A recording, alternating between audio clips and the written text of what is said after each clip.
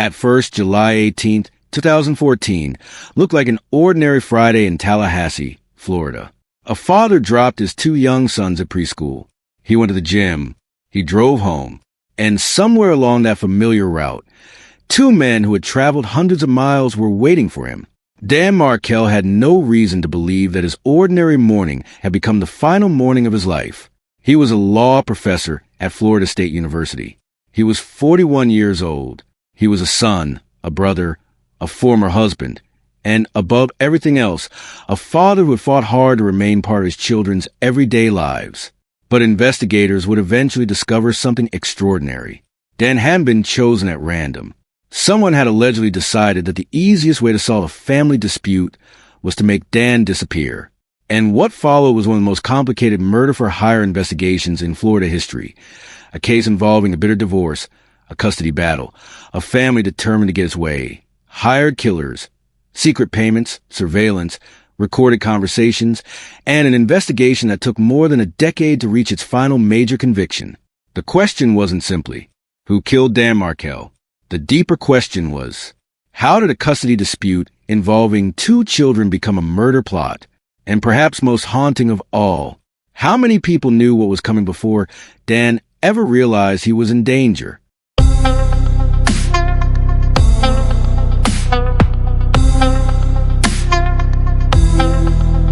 Before the headlines, before the courtroom testimony, before investigators began reconstructing phone calls, financial transactions, surveillance footage, and a trail that stretched from Tallahassee to South Florida, there was simply Dan Markel, a professor, a son, a brother, a husband, and, most importantly to him, a father. When people encounter Dan's name today, it is usually attached to one of the most infamous murder-for-hire cases in Florida. But that is not how his life began, and it is not how the people who loved him remember him. Daniel Eric Markel was born on October 9, 1972, in Montreal, Canada, and grew up in Toronto. He was raised in a Jewish family, and from an early age he showed the kind of intellectual curiosity that would eventually define his career. Dan wasn't someone who seemed satisfied with simply accepting an answer. He wanted to understand why. Why did people behave the way they did? Why did societies punish certain actions? What makes punishment fair? And perhaps most importantly for the work that would eventually make him famous in academic circles, what should happen when people break the rules? Those questions followed him into adulthood. Dan studied politics and philosophy at Harvard College, graduating magna cum laude. He later spent time in Israel, where he continued his studies, before earning a master's degree in political theory from Emmanuel College at Cambridge. He eventually returned to Harvard Law School, earning his JD in 2001. This wasn't simply an impressive list of degrees. It reflected the kind of person Dan was becoming. He was fascinated by ideas. He was ambitious. He was energetic. And he had a strong sense of what he believed. After law school, Dan worked as a law clerk for a federal appellate judge and later practiced white-collar criminal defense in Washington, D.C. But academia was where he would eventually find his home. In 2005, Dan joined the faculty of Florida State University's College of Law in Tallahassee. The university town would become the place where he built his professional reputation and where he would eventually build his family. At Florida State, Dan became known as a serious criminal law scholar. He wrote extensively about punishment and criminal justice. He published academic articles and participated in important debates within legal scholarship. His work wasn't limited to the classroom. He wrote about punishment, criminal justice, family relationships, and the complicated question of how society should respond when people violate the rules. One of his books, Privilege or Punish? Criminal Justice and the Challenge of Family Ties, explored the complicated relationship between family loyalty and criminal justice. There is an uncomfortable irony in that now, because years after he wrote about the ways family relationships can influence our understanding of crime and punishment, Dan himself will become the victim of a crime that prosecutors said was born from a family conflict. But at the time, there was no reason for him to imagine such a connection. He was living his life, and part of that life was his family. For all the academic accomplishments attached to Dan's name, people who knew him often remembered something much more personal. He loved being a father. Dan and Wendy Adelson, married in February 2006. They eventually had 2 sons. Their first son was born in 2009. Their second arrived in 2010. For several years, Dan's world revolved around the demands of raising young children while maintaining demanding careers. There were school mornings, meals, bedtime routines, family celebrations, the small responsibilities that rarely make headlines but quietly become the structure of a child's life. And Dan was deeply involved in that world. He wasn't simply a father who existed in the background. He wanted to be present. That distinction would become critical later, because when Dan's marriage began to collapse, the question was no longer simply whether 2 adults could separate. They could. The much harder question was, what happens to the children? And more specifically, how much of their everyday lives would Dan still be allowed to share? At first, there was no reason to believe those questions would become matters of life and death. Divorce happens. Custody disputes happen. Parents disagree. Courts intervene. And eventually, most families find some way to move forward. But the Markel-Adelson divorce would become increasingly bitter. And as the years passed, the children became the center of the conflict. Dan met Wendy Adelson through JDate, a Jewish dating service. Wendy was accomplished in her own right. She had studied at Brandeis in Cambridge and earned a law degree from the University of Miami.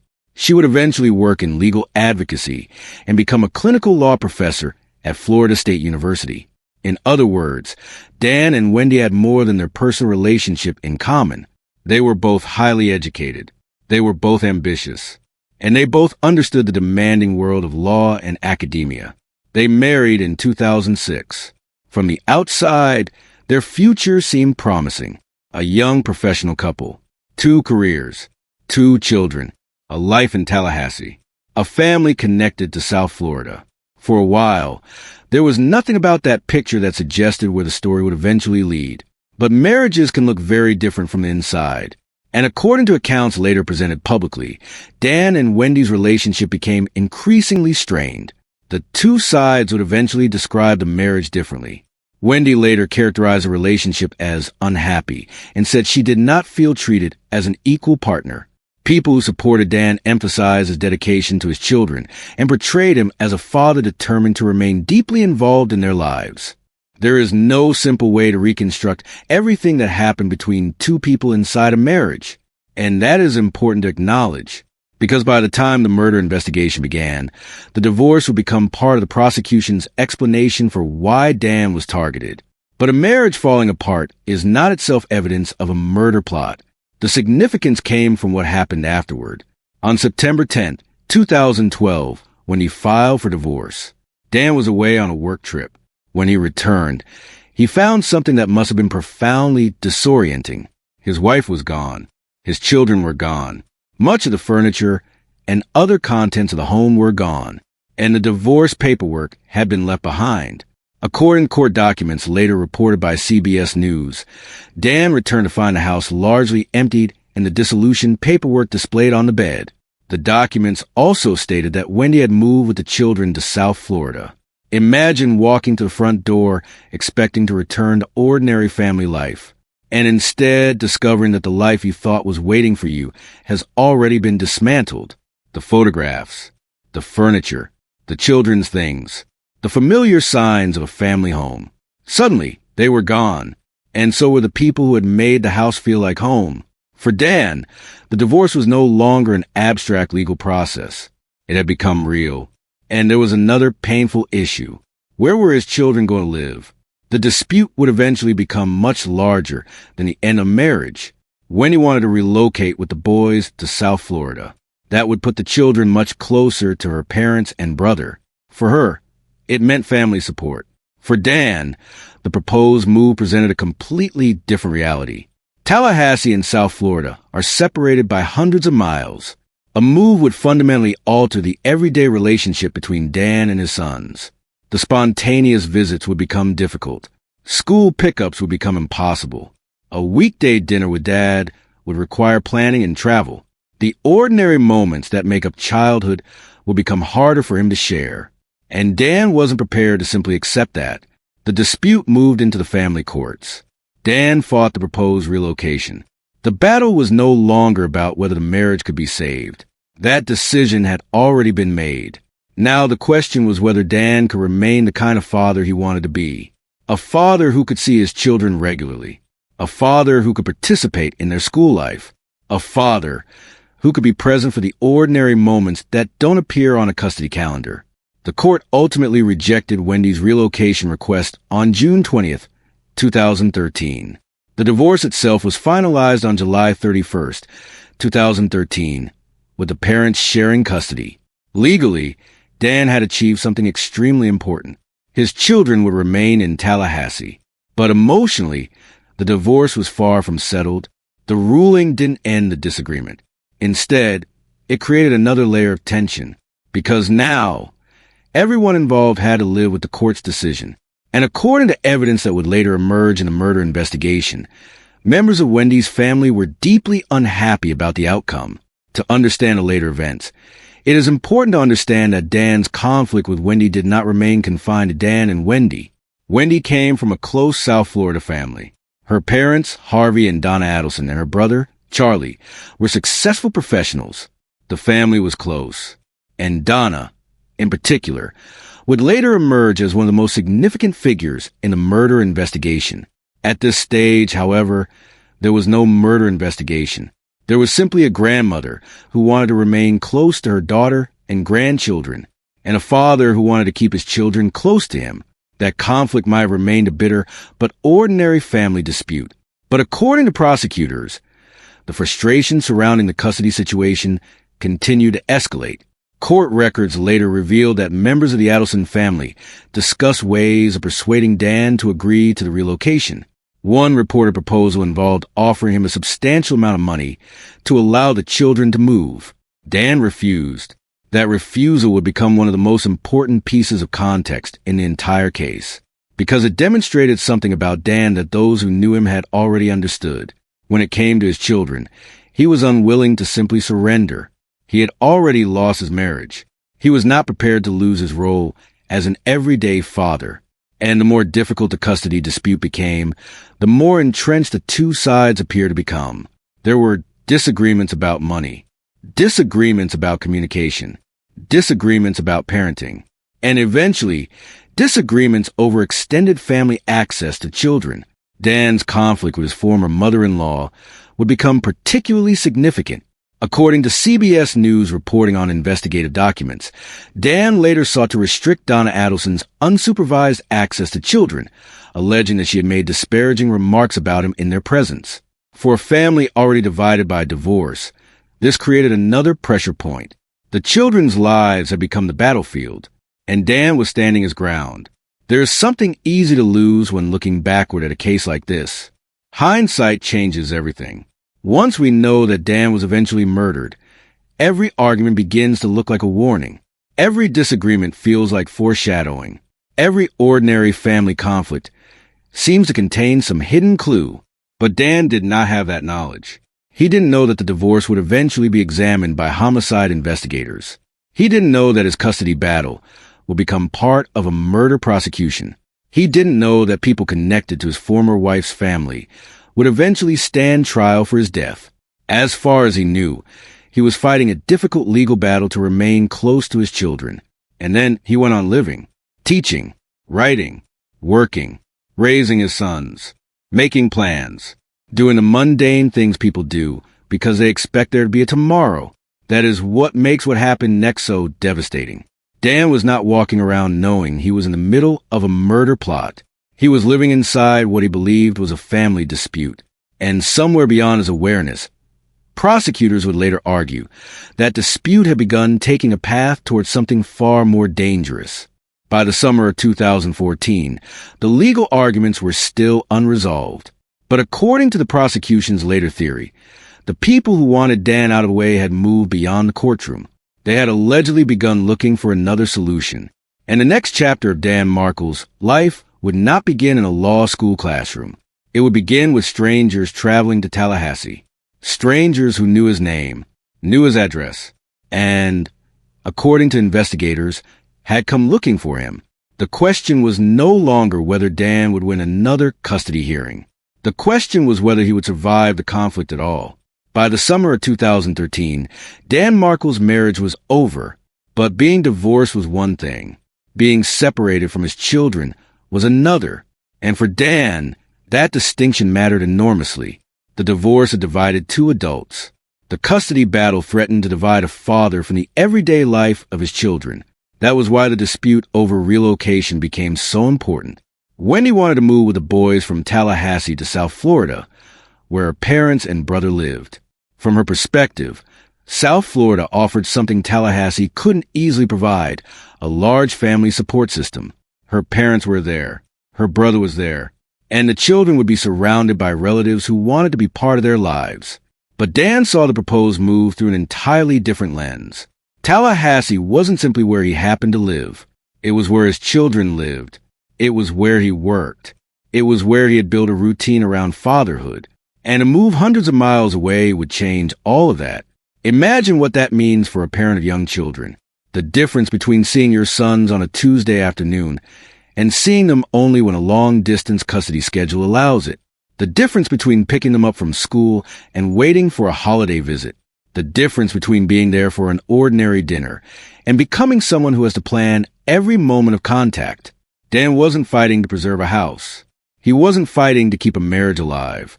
That marriage was already finished. He was fighting to preserve the ordinary experience of being a father. And the court ultimately agreed with him. On June 20th, 2013, a Leon County judge denied Wendy's request to relocate the children to South Florida. The decision meant the boys would remain in Tallahassee. For Dan, it was a major victory. But the victory came with a price.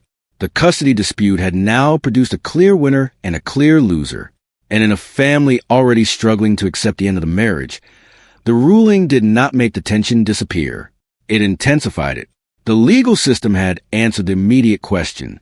The boys would stay in Tallahassee. But court orders don't necessarily settle emotions.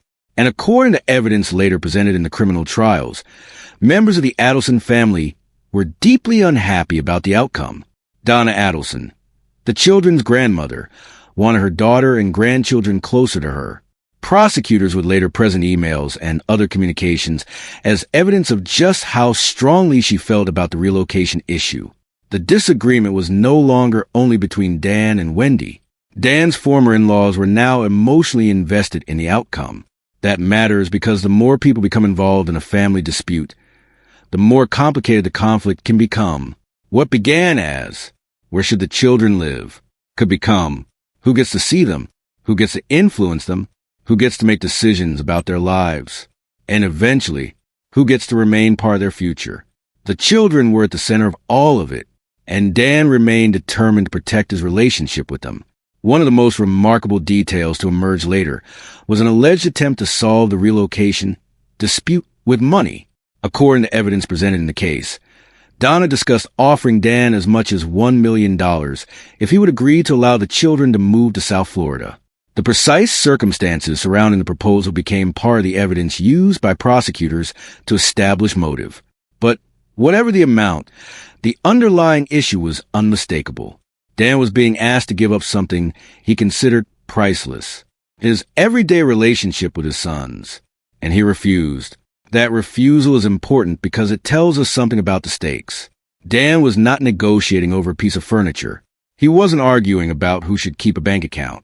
He wasn't trying to get a better financial settlement. He was resisting a change that, in his view, would fundamentally alter his children's lives and his own relationship with them. $1 million might solve many problems. It couldn't replace being a father who could show up on an ordinary school morning. Dan's position was essentially immovable.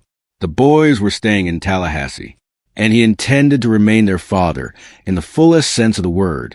But the relocation dispute wasn't the only problem. There were also concerns about what the children were hearing from the adults around them. Dan became increasingly concerned about his former mother-in-law, Donna.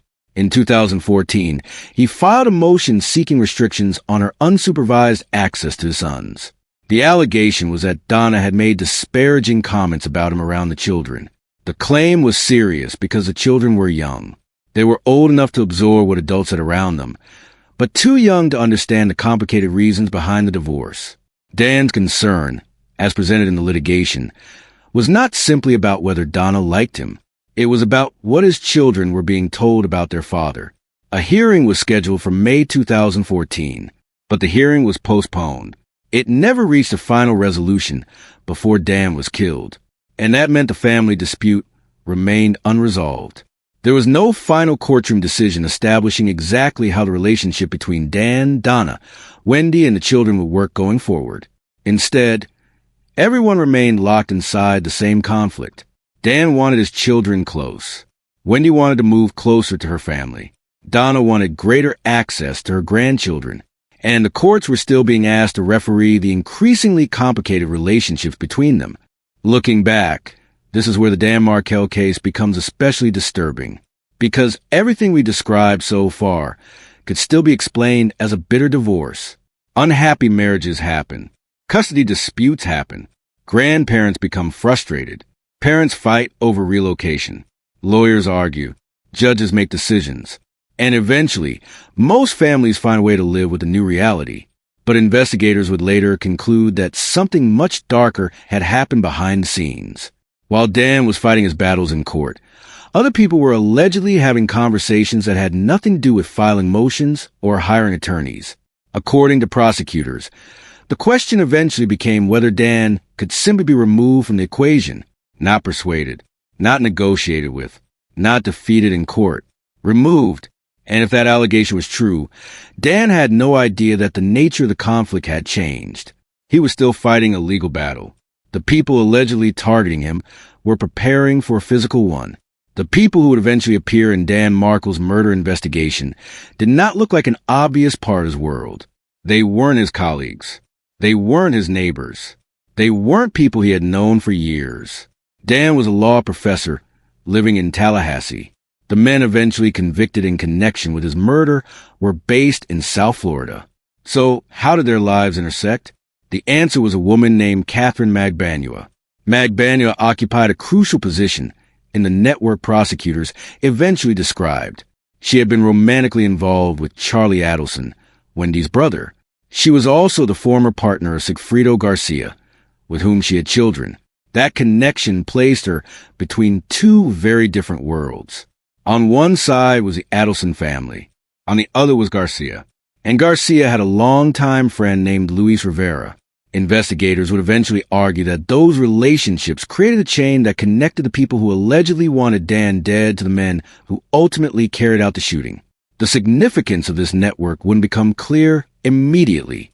At first, there was only a murder, a dead professor, a grieving family, and a police department trying to understand why anyone would want Dan Markel dead.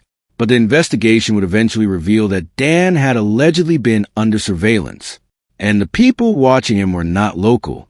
They had traveled from South Florida.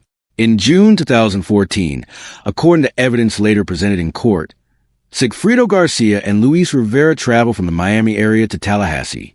They were not there for vacation. They were not visiting friends. Investigators would later conclude that their trip was connected to a plan to kill Dan. The trip itself became an important piece of the eventual prosecution case. Cell phone records, vehicle records, surveillance footage, and other evidence were used to reconstruct their movements.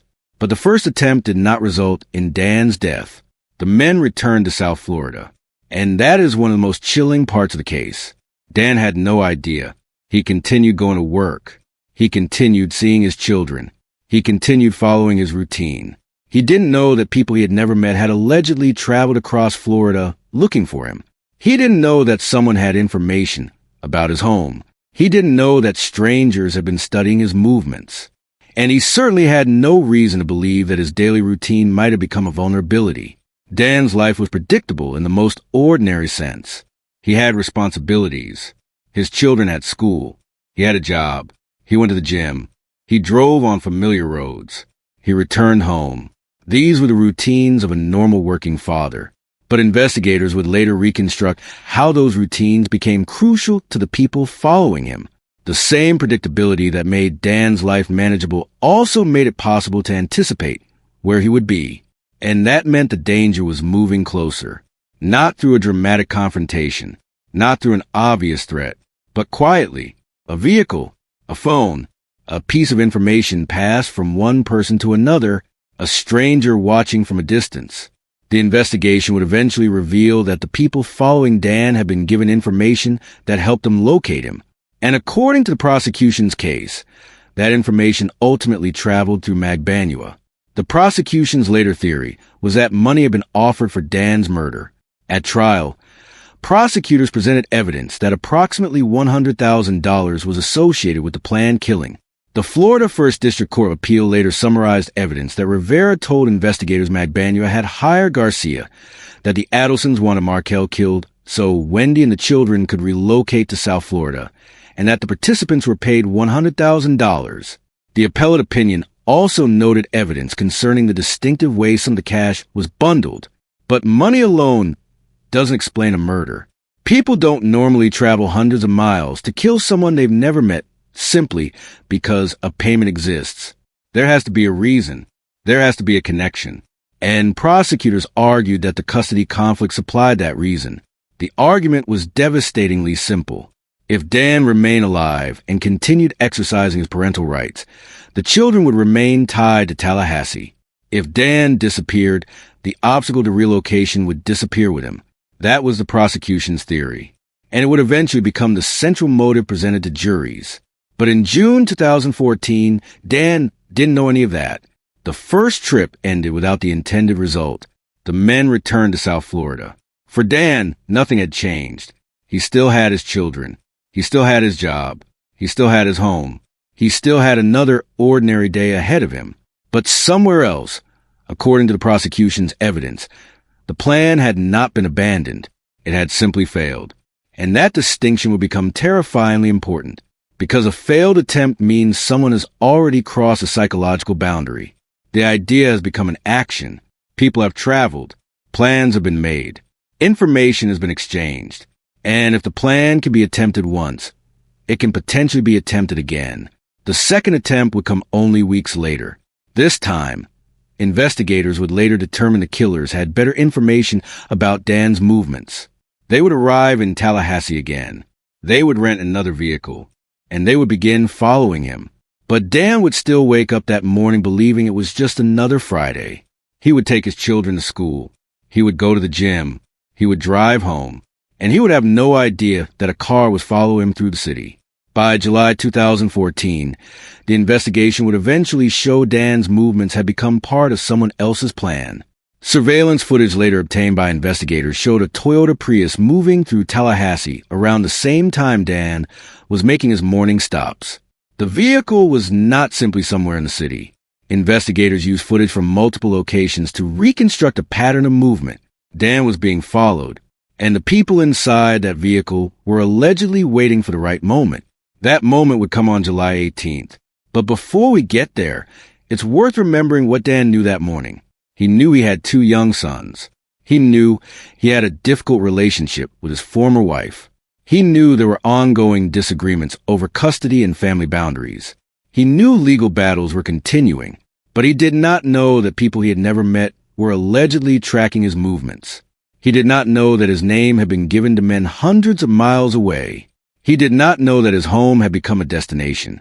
And he had no reason to imagine that the ordinary routine he had built around his children was about to become the final routine of his life. The first attempt had failed. The second was already underway.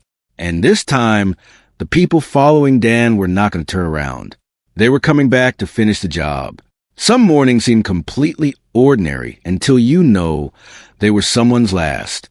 Friday, July 18th, 2014, began that way for Dan Markel. There was no dramatic warning, no confrontation, no announcement that something terrible was about to happen. There was simply a father following a routine he had followed many times before. He had 2 young sons. He had a job waiting for him. He had a home to return to. And, as far as Dan knew, he had another normal day ahead. He didn't know that investigators would eventually reconstruct that morning as a final chapter of his life. He didn't know that a vehicle connected to the people targeting him was somewhere nearby. And he certainly didn't know that the people allegedly looking for him had already made one unsuccessful trip to Tallahassee. This time they were back, Dan began the day by taking his sons to preschool. It was the kind of responsibility that had become part of the rhythm of his life. School, work, family, the small routines that rarely seem significant while they're happening. But those routines would later become some of the most important pieces of evidence in the investigation. Because Dan was predictable, not because he was careless, simply because he was a father with responsibilities. He had places he needed to be, people he needed to see, and a schedule that investigators could later reconstruct. After dropping off his children, Dan went to the gym. Again, nothing about this was unusual. He had exercised there before. He was living the same kind of ordinary morning that thousands of other people were living across Tallahassee. But somewhere in the city, another routine was unfolding. A rented Toyota Prius was moving through Tallahassee. Investigators would later connect that vehicle to the men who had traveled from South Florida. The Prius would become one of the most important pieces of the entire investigation.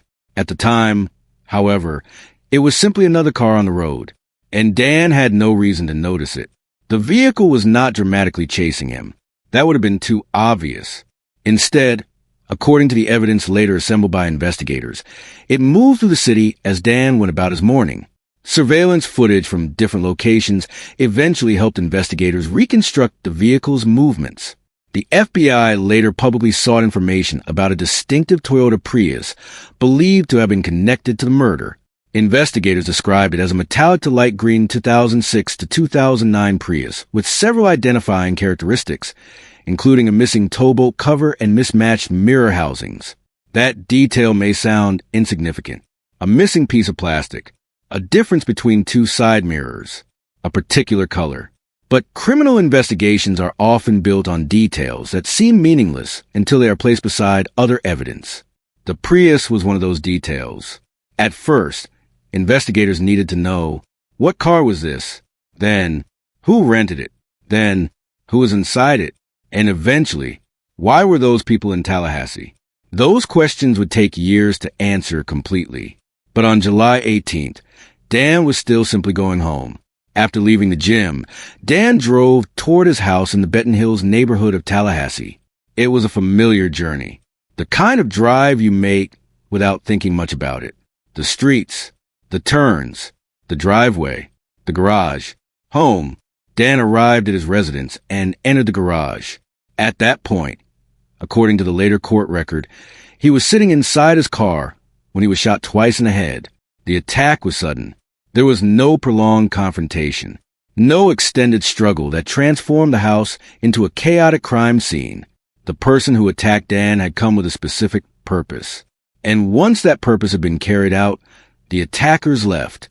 A witness reported seeing a Toyota Prius backing out of Dan's driveway after the gunshots. The vehicle disappeared. The neighborhood became quiet again, but Dan was critically injured.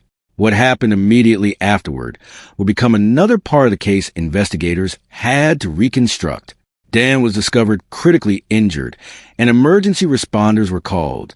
He was taken to the hospital, but despite efforts to save him, Dan died the following day. He was 41 years old, a husband no longer, a professor no longer, but most devastatingly, a father who would never see his sons grow up. That was the human reality beneath the investigation. The children who had been at the center of so much conflict had now lost a person who had been fighting to remain part of their everyday lives. And suddenly, the custody dispute had no future resolution. There would be no more court hearings between Dan and Wendy. No more arguments about school schedules. No more disagreements about holidays. No more negotiations over where the children should live. Dan was gone, and investigators were left with a question that would dominate the case for years. Who wanted him dead? At first glance, the crime didn't look like a conventional burglary or robbery. The circumstances suggested something much more deliberate. The FBI's public appeal described Dan as having been found inside his car in the garage of his Benton Hills home after being shot. The agency was specifically seeking information about the Prius believed to be connected to the crime. That vehicle was important, because if the Prius belonged to someone who had simply been passing to the neighborhood, it meant very little. But if the people inside it had traveled from South Florida, if they had information about Dan, if they had followed him, And if they left immediately after the shooting, then investigators were looking at something very different, a targeted killing.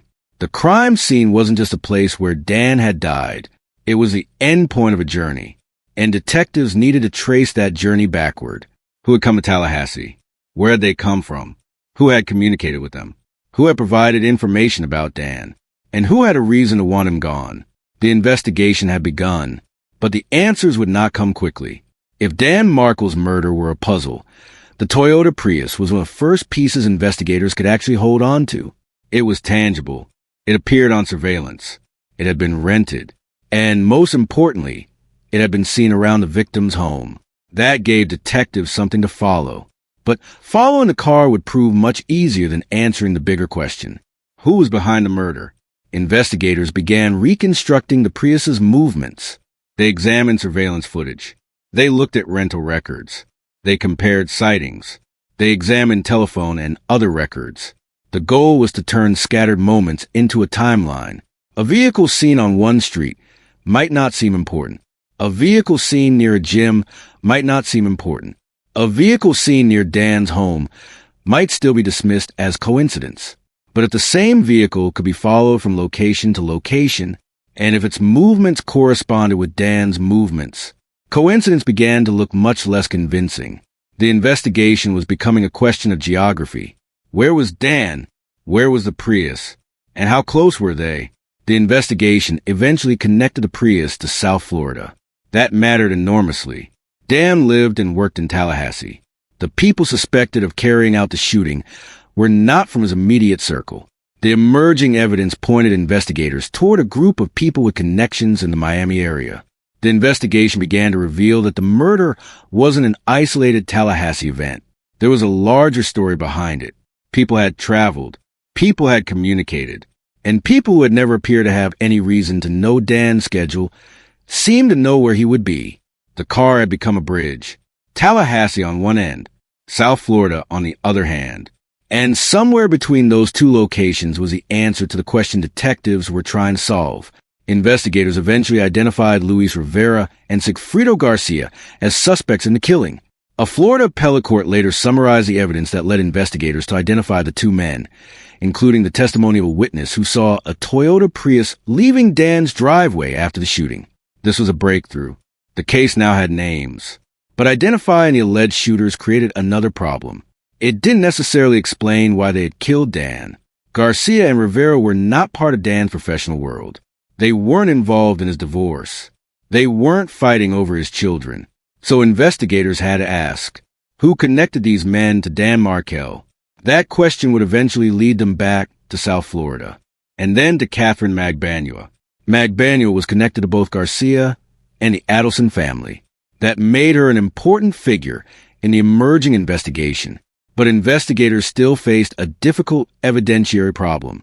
Even if Garcia and Rivera were the men who carried out the shooting, even if Magbanua connected them to the Adelson family, who exactly had arranged the murder, and could prosecutors prove that connection in court?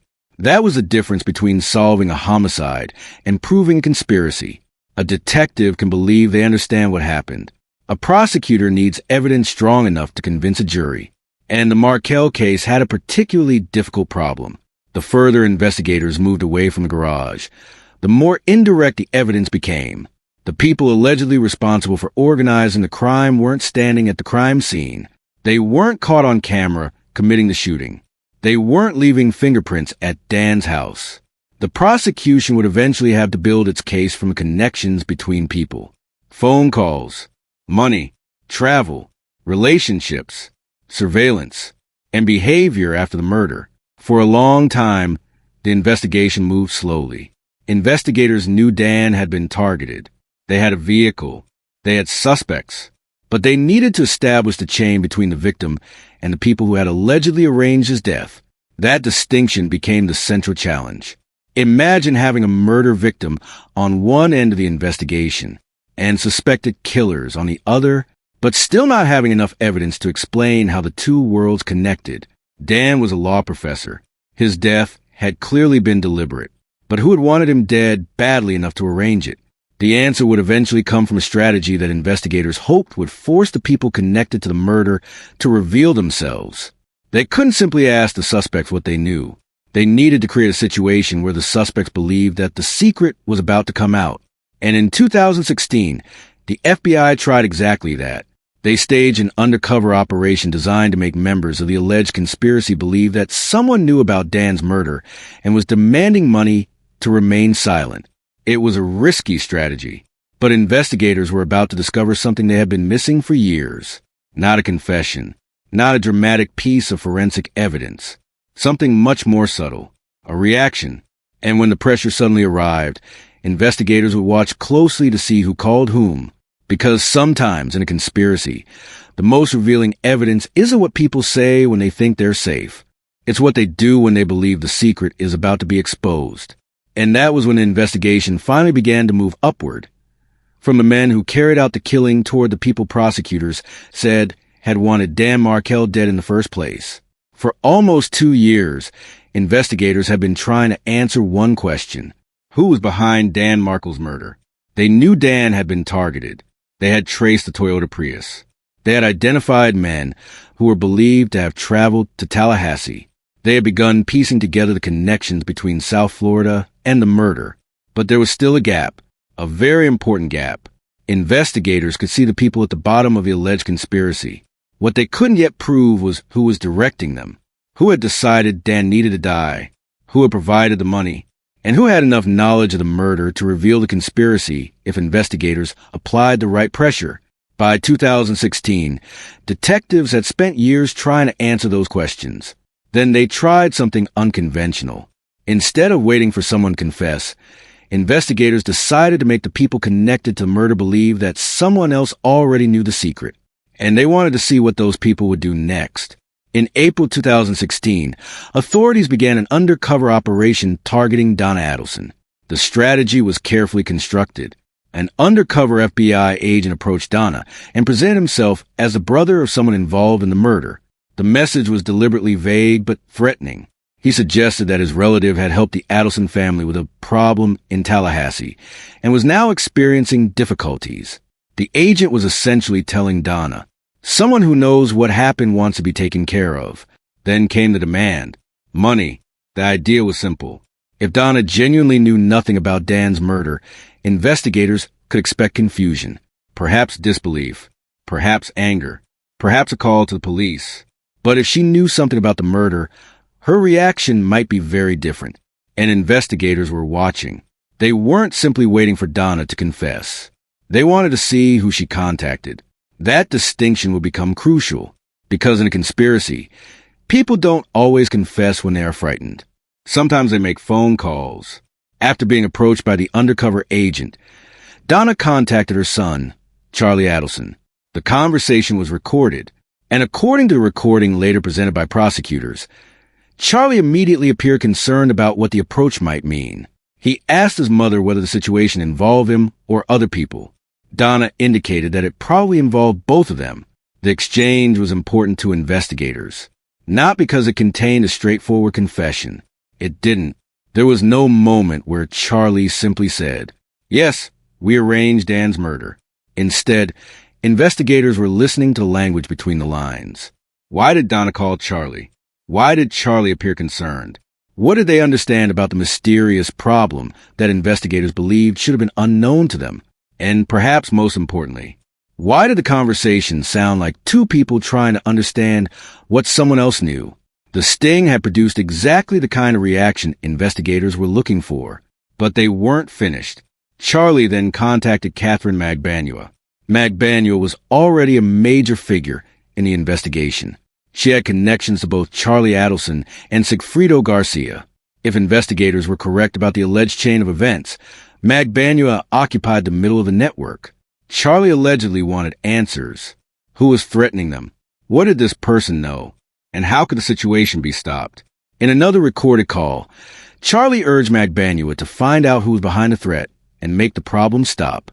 Again, there was no simple confession, but investigators were beginning to see something else. A chain. Donna, Charlie, Magbanua. And behind Magbanua, the people who had allegedly carried out the murder. The reaction to the undercover operation was beginning to illuminate the relationships investigators had been trying to map for years. Think about what the investigators had done. They hadn't told Donna exactly what they knew. They hadn't presented her with the entire evidence file. They hadn't listed every suspect. They had simply created the impression that someone connected to the murder was demanding money. Then they watched. Donna contacted Charlie. Charlie contacted Magbanua. And suddenly, investigators had a clearer picture of the communication network. That didn't automatically prove criminal responsibility, but it gave investigators something they desperately needed, a direction. The investigation could now move beyond the people who physically carried out the shooting.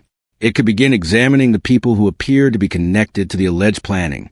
And that was a major shift. The case was no longer just who pulled the trigger. It was becoming who knew about the murder, who expected it to happen, who reacted when they thought the secret was about to come out, and most importantly, who was connected to whom. The undercover operation wasn't the only recording investigators had. There was another piece of audio, a conversation between Charlie Adelson and Katherine Magbanua at a South Florida restaurant called Dolce Vita. The recording was made secretly in 2016. At first, much of the conversation was difficult to hear. That would become a problem, because investigators believed the recording contained important information about the murder and the people involved.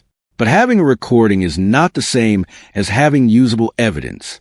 If the words cannot be clearly understood, prosecutors cannot simply tell a jury what they believe the speaker said. The audio had to be examined, enhanced, analyzed, and interpreted. Years would pass. The case would continue moving through the courts, and the recording would remain part of the investigative puzzle. Eventually, forensic audio work would make portions of the conversation much more intelligible.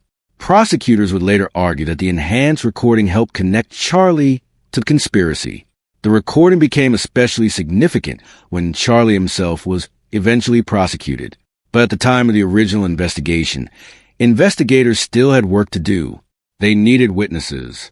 They needed corroboration. They needed evidence that could explain what the recordings meant. And then an unexpected development gave prosecutors something they hadn't had before. A participant was willing to talk. His name was Luis Rivera. Rivera was one of the two men prosecutors said had traveled to Tallahassee to kill Dan. But unlike Sigfredo Garcia, Rivera eventually made a decision that would change the entire investigation. He decided to cooperate. In October 2016, Rivera entered a plea agreement. He pleaded guilty to second-degree murder and received a 19-year sentence. In exchange, he agreed to cooperate with prosecutors and testify against other defendants. For investigators, this was enormous. For years, the case had depended heavily on circumstantial evidence. Now, they had someone who claimed to have been inside the conspiracy, someone who could describe what happened from the perspective of a participant, someone who could explain the relationships, and someone who could potentially tell prosecutors how the alleged chain operated. But Rivera's testimony came with an obvious problem. He was a convicted participant. He had received a substantial benefit for cooperating. The defense could therefore argue that he had a powerful reason to tell prosecutors what they wanted to hear. That would become one of the recurring battles at trial. Could Rivera be trusted, or was he simply saving himself? The jury would have to decide. Rivera told investigators that Garcia had recruited him. He said Garcia showed him a photograph of Dan Markel.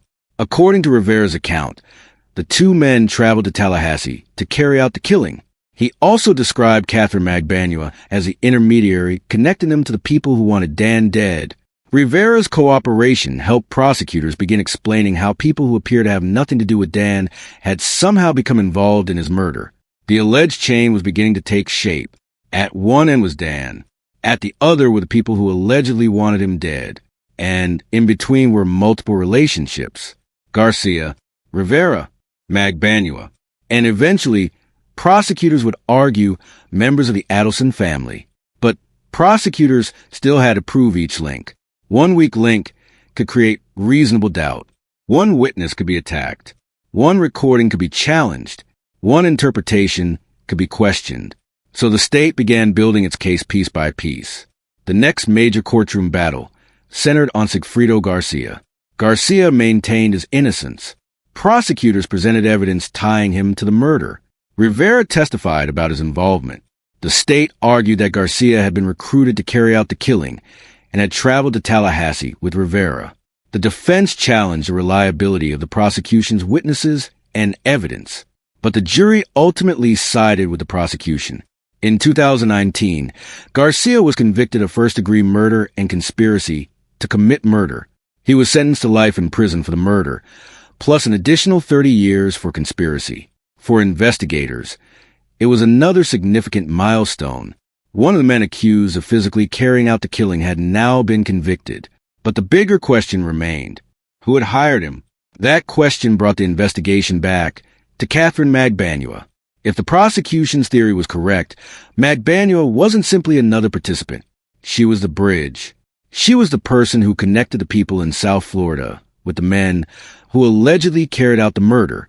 She had relationships with both sides, and prosecutors alleged that she helped facilitate the payment and communications surrounding the killing. Magbanua denied the allegations. Her first trial took place in 2019, when she was tried alongside Garcia.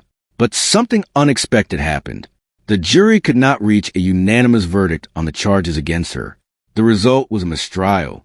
For the prosecution, this was a major setback. For Magbanua, it meant she had not been convicted.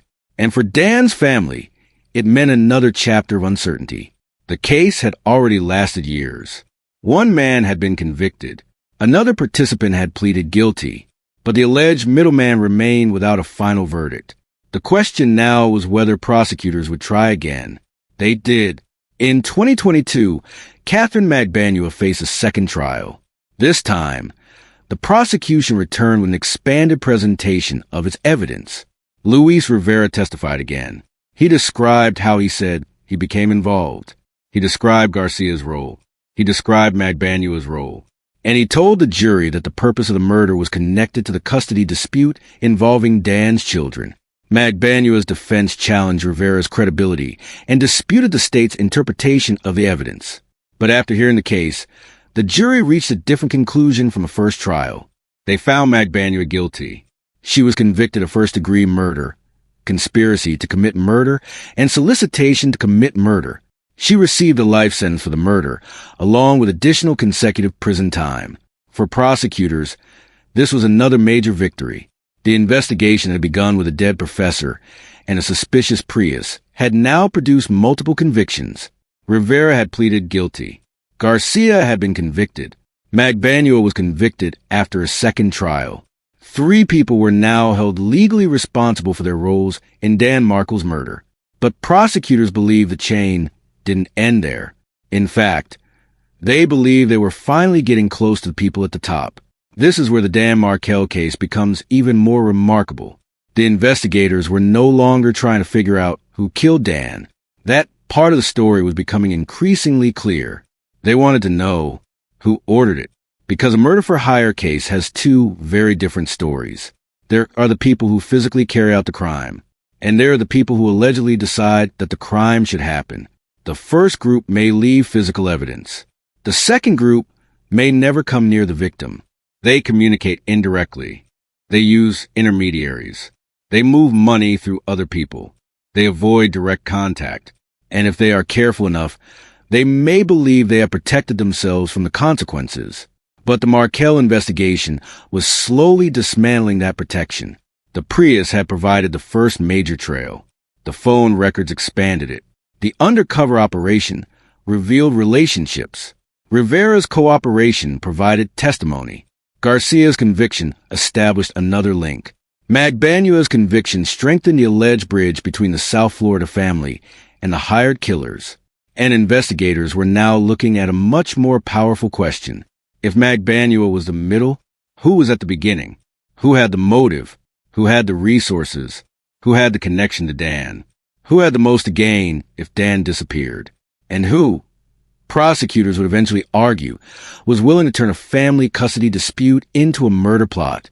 The investigation had spent years moving toward that question. Now, for the first time, the people at the top of the alleged conspiracy were coming into focus. And one of the names investigators would eventually pursue was not a stranger to Dan. It was the name of someone who had been connected to his family from the very beginning, Charlie Adelson. For years, investigators had been moving steadily upward. They had started with a dead man. Then came the Prius. Then the people who had traveled to Tallahassee. Then the people who connected those men to the people who allegedly wanted Dan Markel dead. One name kept appearing at the center of that network, Charlie Adelson. He wasn't a stranger from another city. He wasn't a random criminal who happened to become involved.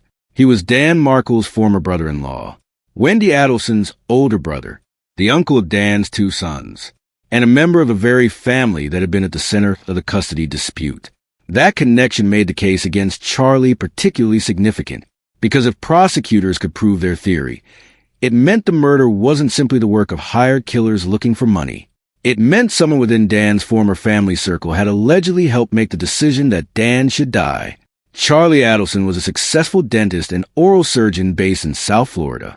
He was part of the Adelson family, a prominent dental family whose members had built successful careers in the Miami area. Charlie was also close to his mother, Donna, and he was close to his sister, Wendy. That family connection mattered enormously because the prosecution's theory was never simply that Charlie had a personal reason to kill Dan. The alleged motive was connected to Wendy, and Wendy's relationship with Dan had already become deeply contentious. The central issue was the children. Wendy wanted to relocate with them to South Florida. Dan opposed the move. The court rejected the relocation request, and Dan continued living in Tallahassee with his children nearby. According to prosecutors, Charlie became involved because he wanted to help his sister. The defense offered a dramatically different explanation. Charlie insisted that he had not hired anyone to kill Dan. Instead, he claimed that after Dan's murder, he became the victim of an extortion scheme, and that distinction would become the heart of his defense. Charlie eventually took the extraordinary step of testifying in his own defense. His explanation was complicated. He acknowledged that he had contact with Katherine Magbanua. He acknowledged that he knew something about the people involved in Dan's murder, but he denied that he had planned the killing. According to Charlie, Magbanua eventually told him that her associates had killed Dan. Then he claimed she and others threatened him. The message, according to his testimony, was essentially, "Pay us or you're next." Charlie said he feared for his life. He claimed that this was why money changed hands, why he remained in contact with Magbanua, and why some of his behavior might look suspicious when viewed from the outside. It was a bold defense, because it asked the jury to believe that Charlie wasn't the architect of a murder-for-hire scheme. He was another victim, a man who had been pulled into a terrifying situation and was desperately trying to protect himself. The prosecution had a very different interpretation. They argued that the extortion story was an elaborate explanation created after the fact to disguise Charlie's actual role, and they had evidence they believed contradicted his account. The state's theory was straightforward. Dan was an obstacle. When he wanted to move to South Florida with the children, Dan wouldn't agree. The courts wouldn't allow the relocation. And according to prosecutors, Charlie became involved in finding another solution, a deadly one. The prosecution pointed to Charlie's relationship with Magbanua. They pointed to the communications between them. They pointed to the money. They pointed to the undercover operation. And they pointed to a secretly recorded conversation that prosecutors argued revealed Charlie's awareness of the murder conspiracy. None of those pieces existed in isolation. The prosecution's case depended on putting them together. The question for the jury wasn't simply, did Charlie know Dan was going to be killed? It was Charlie part of the plan that caused it to happen? That required a jury to examine his behavior before and after the murder. What did he know? When did he know it? Who did he communicate with? What did he do with his money? And why did he continue interacting with people who were allegedly connected to Dan's murder? One of the most important pieces of evidence was a secretly recorded conversation involving Charlie and Magbanua. Investigators had recorded the pair during a meeting at a South Florida restaurant. The recording wasn't immediately a perfect piece of evidence. Parts of the audio were difficult to understand. That meant prosecutors couldn't simply play it and expect the entire jury to hear every word. The recording had to be examined and enhanced. Years later, The prosecution would rely on the resulting audio as part of its case. The defense challenged the interpretation of the conversation, and that became another recurring feature of the Markel trials. Two sides listening to the same evidence and telling two completely different stories about what it meant. To prosecutors, the conversation contained clues to Charlie's knowledge. To the defense, it was ambiguous and open to interpretation. The jury had to decide which explanation made more sense when the recording was considered alongside everything else. Then there were the phone records. Years of communications had accumulated between the people connected to the case. Investigators examined calls between Charlie, Magbanua, Donna, and others. The sheer number of communications mattered. A conspiracy is difficult to prove when everyone involved appears to have acted independently. But when the same people repeatedly communicate around important events, prosecutors can argue that those communications reveal coordination. The defense, of course, could argue the opposite. People who know each other naturally talk. A phone call does not automatically mean a criminal conversation occurred. That was a challenge for the prosecution. They had to show that these communications were not simply evidence of family relationships. They were evidence of a murder conspiracy. And as the trial unfolded, the state attempted to build that picture. Then came another question. Why was money moving through the network? Prosecutors argued that the murder had been financed. They presented evidence connecting payments to the people who ultimately carried out the killing. The prosecution's theory was that Charlie had helped finance the murder through the network involving Magbanua. Again, Charlie offered a different explanation. He said he was responding to threats. The same money that prosecutors viewed as payment for a murder, Charlie portrayed as money connected to extortion. That left the jury with a difficult choice. Two narratives, one set of transactions, two completely different interpretations. And the jury had to determine which story was consistent with the totality of the evidence. By the time Charlie's trial began in 2023, the case had already lasted nearly a decade. Dan had been dead for 9 years. His sons had grown older. The people involved in the investigation had changed. Some suspects had been convicted. Others had pleaded guilty. And Charlie was now standing before a jury. For the prosecution, this was an opportunity to finally answer one of the central questions of the case. Who had been behind the men who killed Dan? For Charlie's defense, the trial represented something equally important. They needed the jury to believe that the state's interpretation of the evidence was wrong. The defense attacked the credibility of cooperating witnesses. They challenged the meaning of recordings. They questioned the prosecution's timeline. And they presented Charlie's extortion explanation. The courtroom effectively became a battle between two competing versions of the same story. In one version, Charlie was a brother trying to help his sister by arranging the removal of a man who stood between her and the life she wanted. In the other, Charlie was a man who had been dragged into the aftermath of a murder and was trying to survive an extortion scheme. The jury had to decide. On November 6, 2023, after hearing the evidence, the jury reached its decision. Charlie Adelson was found guilty of first-degree murder, conspiracy to commit murder, solicitation to commit murder. The verdict was devastating for Charlie. The extortion defense had failed to convince the jury. The prosecution's theory had prevailed. Charlie was sentenced to life in prison for the murder, with 2 consecutive 30-year sentences for conspiracy and solicitation. After years of investigation, one of the people prosecutors had identified as being near the center of the alleged conspiracy was now convicted. But something happened almost immediately that would transform the case again. Something that investigators had been waiting years to see. Because Charlie wasn't the only member of the Adelson family who had drawn investigators' attention. There was still his mother, Donna Adelson. And only days after Charlie's conviction, investigators would have reason to believe that Donna might be trying to leave the country. Donna Adelson had been present in the story from the beginning. She wasn't an outsider watching the custody battle from a distance. She was a grandmother of Dan's children. She was Wendy's mother. She was Charlie's mother. And prosecutors would eventually argue that she was one of the people most determined to see the family reunited in South Florida. That made her alleged motive closely connected to the same issue that prosecutors had used against Charlie. The children, To understand why Donna became such an important figure, it is necessary to return to the custody dispute.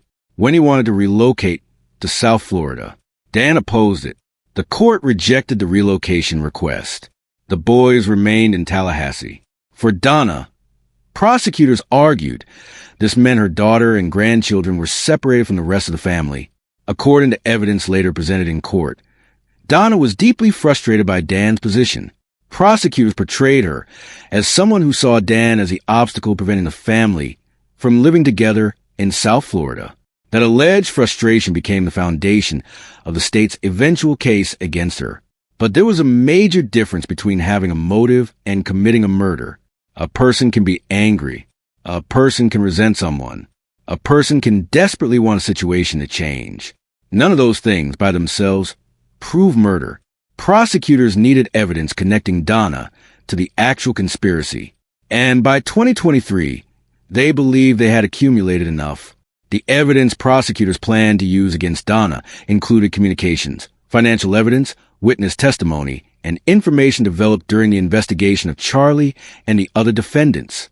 The state also had something else. The reaction of the family when the investigation began closing in. The undercover operation had already shown investigators how members of the family responded when they believed someone connected to Dan's murder might expose them. Then Charlie had been convicted, and suddenly the pressure was no longer hypothetical. The family now knew that the legal system had successfully convicted one of its members. For Donna, the situation was becoming extremely serious. And then, on November 13, 2023, something happened that prosecutors would point to as one of the most dramatic moments in the entire case. Donna tried to leave the United States. It was a Monday evening at Miami International Airport. Donna and her husband, Harvey Adelson, were preparing to travel. Their tickets were one way. Their destination involved Vietnam, with travel through Dubai. According to authorities, Vietnam did not have an extradition treaty with the United States. Donna was 73 years old, and only 1 week earlier, her son Charlie had been convicted of Dan Markel's murder. The timing immediately raised alarm. Prosecutors had to make a decision. Wait, or act. State Attorney Jack Campbell later said the attempted departure forced investigators to move quickly because authorities were concerned about the difficulty of bringing Donna back to the United States if she left. So investigators moved. Donna was arrested at Miami International Airport on November 13th. She was taken into custody before she could leave the country. The woman prosecutors had been investigating for years was finally under arrest. Think about how different this moment was from the beginning of the investigation. In 2014, investigators stood at Dan Markel's home trying to understand why a respected law professor had been killed. They didn't know who had ordered it. They didn't know how many people were involved. They didn't know how far the conspiracy reached. 9 years later, the investigation had traveled through a chain of people and evidence. The killers had been convicted. The intermediary had been convicted. Charlie Adelson had been convicted. And now, Donna Adelson was being taken into custody. The investigation had reached the matriarch of the family. But an arrest is not a conviction. Donna was entitled to presumption of innocence. She pleaded not guilty to the charges against her, and her defense would later maintain that prosecutors did not have the direct evidence needed to prove she was responsible for Dan's murder. The prosecution disagreed. They believed the evidence showed Donna was not merely an angry mother or frustrated grandmother. They believed she had participated in the conspiracy. And now, for the first time, that question will be tested in court. The airport arrest also created one of the most powerful images in the entire case. For years, investigators have been searching for people connected to Dan's murder. Now, one of the people they accused of orchestrating it was allegedly trying to leave the country immediately after her son had been convicted. Was Donna simply trying to escape the overwhelming pressure of watching her son go to prison? Was she trying to start a new life somewhere far away? Or, as prosecutors would argue, was she attempting to avoid being brought to justice herself? Donna's defense would offer its own explanation, but the timing was impossible to ignore. Charlie had just been convicted. A week later, Donna was arrested at an international airport. The case had suddenly entered its next phase. Donna became the fifth person charged in connection with Dan Markel's murder. By then, the investigation had already produced a remarkable chain of convictions and guilty pleas. Luis Rivera, Sigfrido Garcia, Katherine Magbanua, Charlie Adelson, and now Donna Adelson. The alleged conspiracy that once seemed almost impossible to unravel had gradually become visible through years of investigative work. But one enormous question remained. Could prosecutors prove that Donna was actually part of the murder plot, or would the case finally reach its limit? Because unlike a detective story, real criminal cases do not end simply because the evidence looks suspicious. They end when a jury decides whether the evidence meets the legal standard for conviction. Donna would eventually have her day in court, and when that trial finally arrived, prosecutors would attempt to tell the jury that the custody battle wasn't merely background. It was the motive. The family wasn't simply unhappy with Dan. According to the state, some members of the family had allegedly decided that if Dan would not voluntarily step aside, they would find another way to remove him. And the next chapter would reveal just how far prosecutors believed that plan had gone. By the time Donna Adelson finally stood trial, almost 11 years had passed since Dan Markel was killed. 11 years. A child could grow from preschool age to high school during that amount of time. A family could move. Careers could change. People could age. But for Dan's parents, his sons, his friends, and the investigators who had spent years pursuing the case, July 18th, 2014, remained a date that never really went away. And now, in 2025, the woman prosecutors believed had been one of the most important figures in conspiracy was finally sitting in a courtroom. Donna Adelson was no longer simply the mother of a convicted murderer. She was a defendant. The state accused her of helping orchestrate the murder of her former son-in-law. Donna denied it. And once again, the same fundamental question came before a jury. Did the evidence prove that Donna Adelson was part of the plan to kill Dan Markel? The prosecution did not have a single piece of evidence that, by itself, explained everything. Instead, prosecutors presented a mosaic. One piece was a phone record. Another was a conversation. Another was a witness. Another was financial evidence. Another was a relationship. Another was something someone allegedly said before or after the murder. Individually, some of those pieces could be challenged. But prosecutors argued that when they were placed together, they formed a coherent picture. A murder-for-hire conspiracy. At the center of that alleged conspiracy was a family conflict that had begun years earlier. Dan wanted to remain close to his children. When he wanted to move with them to South Florida, Donna wanted her daughter and grandchildren closer to her. And prosecutors argued that Donna eventually became willing to take an extraordinary step to make that happen. Not another lawsuit. Not another custody motion. Not another negotiation. Murder. That was the state's theory. The defense rejected it. Over the course of the trial, prosecutors called dozens of witnesses. According to reports from the proceedings, 26 witnesses testified over 6 days.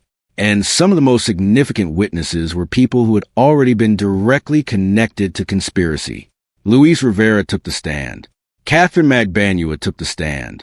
And Wendy Adelson took the stand. Each brought a different perspective. Each had a different relationship to Dan. And each had something different at stake. That made the testimony complicated. This wasn't a case in which every witness was an uninvolved stranger who had happened to see something suspicious. Some witnesses were participants. Some were family members.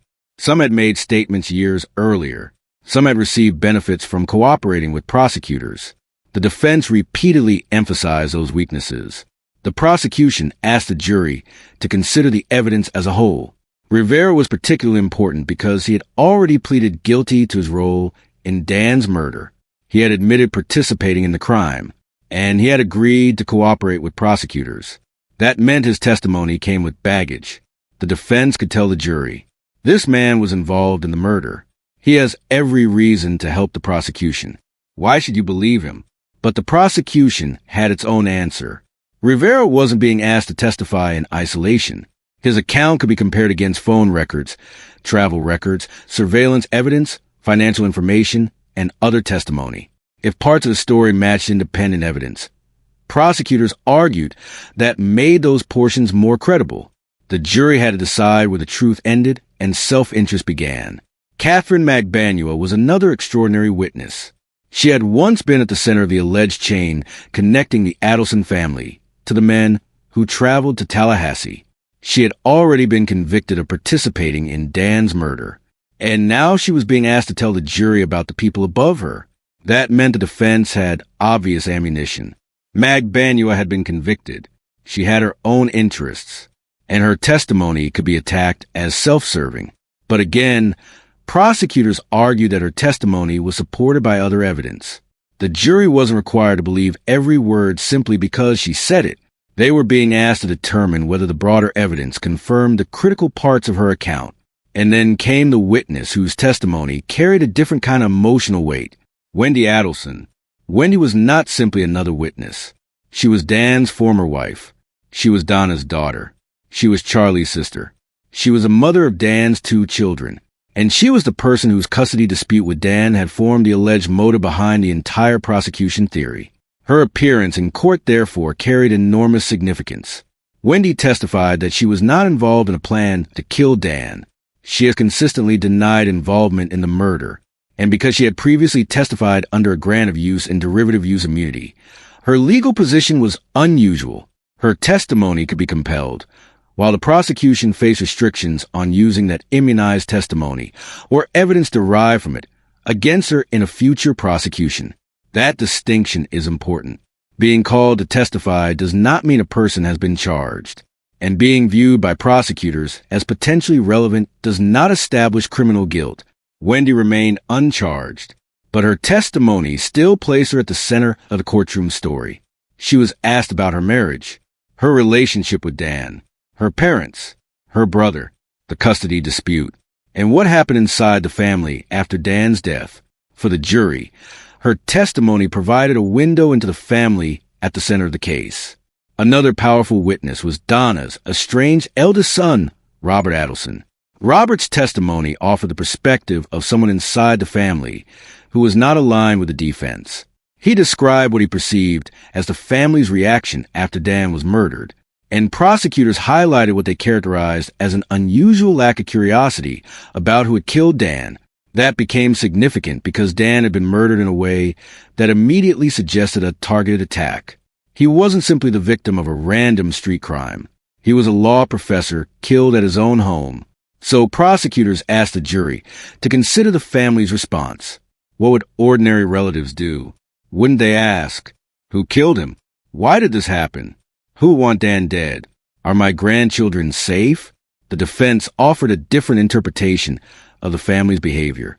And that difference was important, because a prosecution cannot convict someone simply because their reaction to tragedy seems unusual. The question was whether the behavior, combined with everything else, supported the state's theory. Donna's defense did not simply deny the allegations. It attacked the prosecution's entire interpretation of the evidence.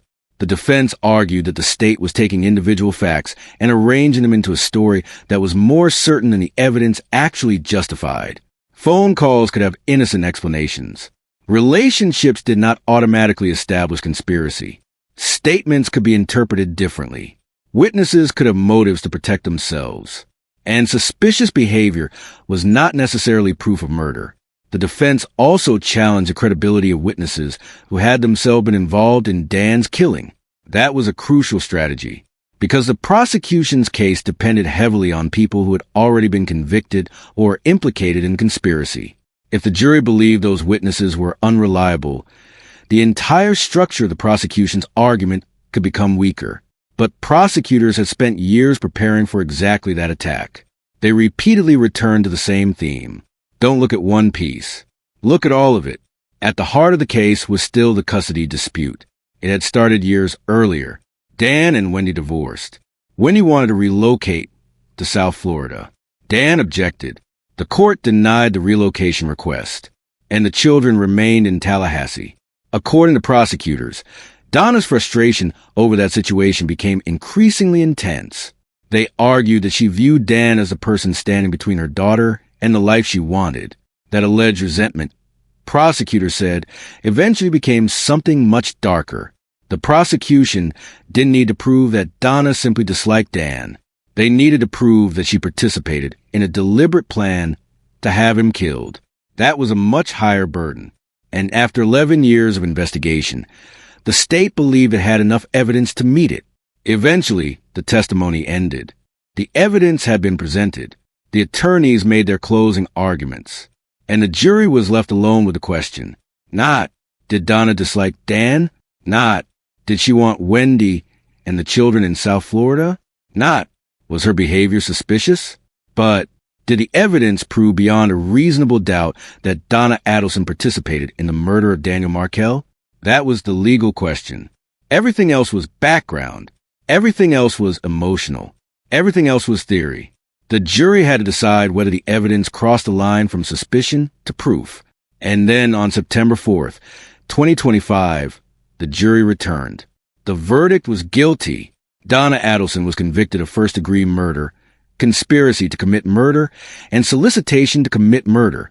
After more than a decade, prosecutors had secured convictions against another member of the family they had accused of orchestrating Dan's killing.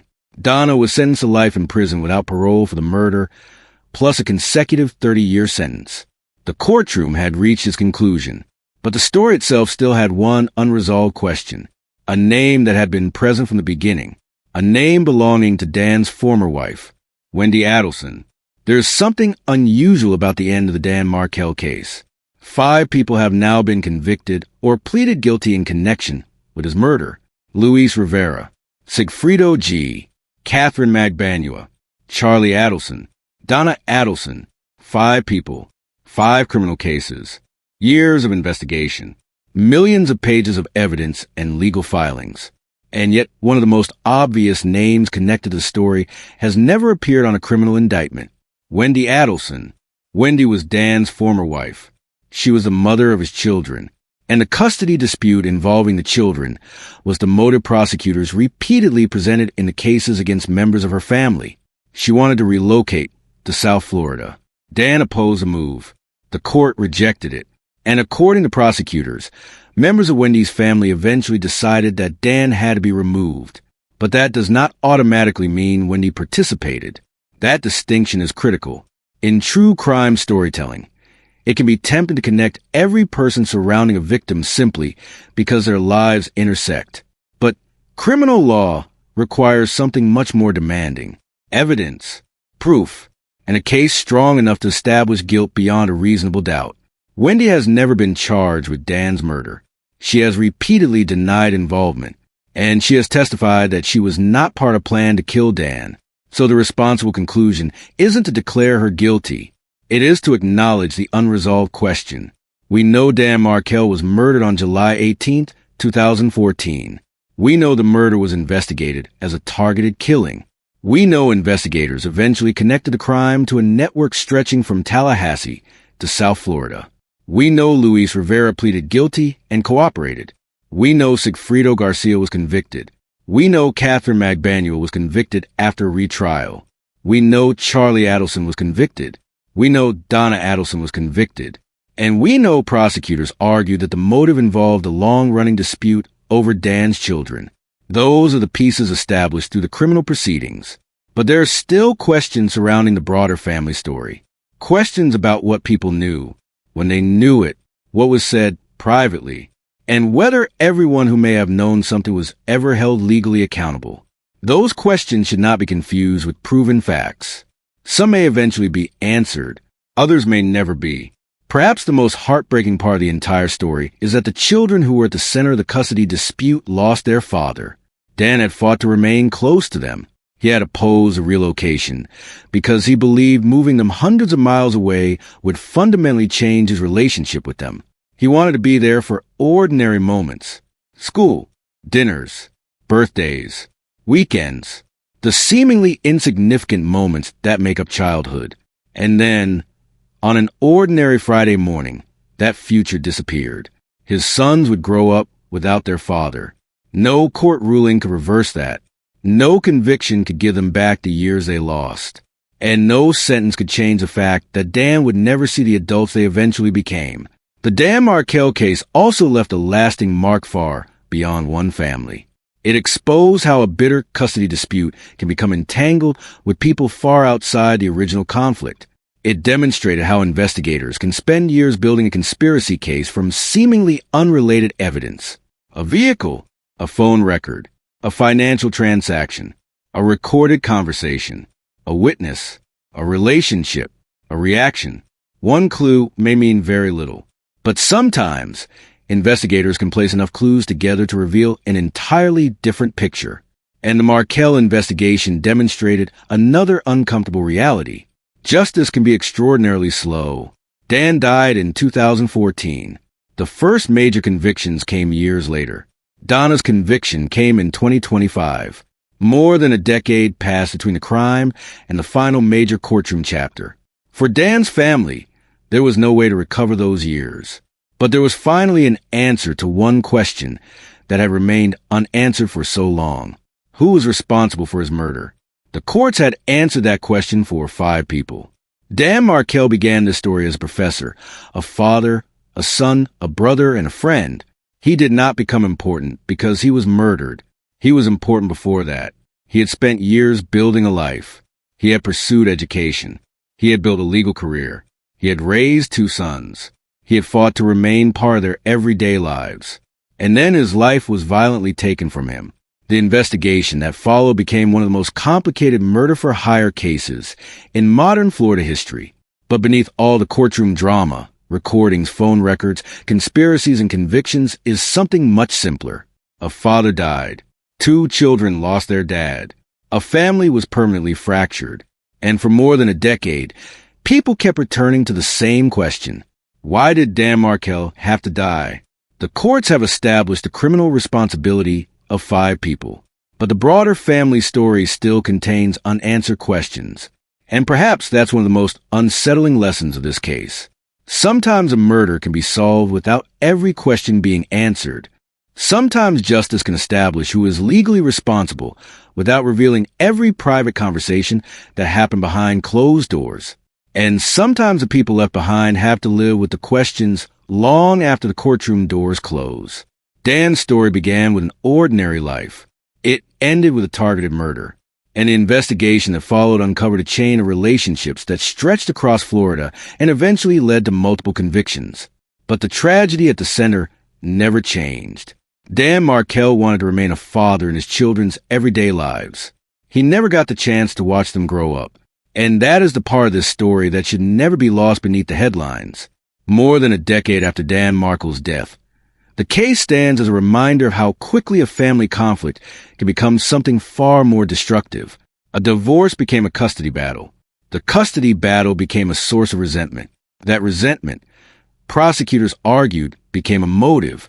And the motive eventually became a murder-for-hire conspiracy. 5 people have now been convicted or pleaded guilty in connection with Dan's killing.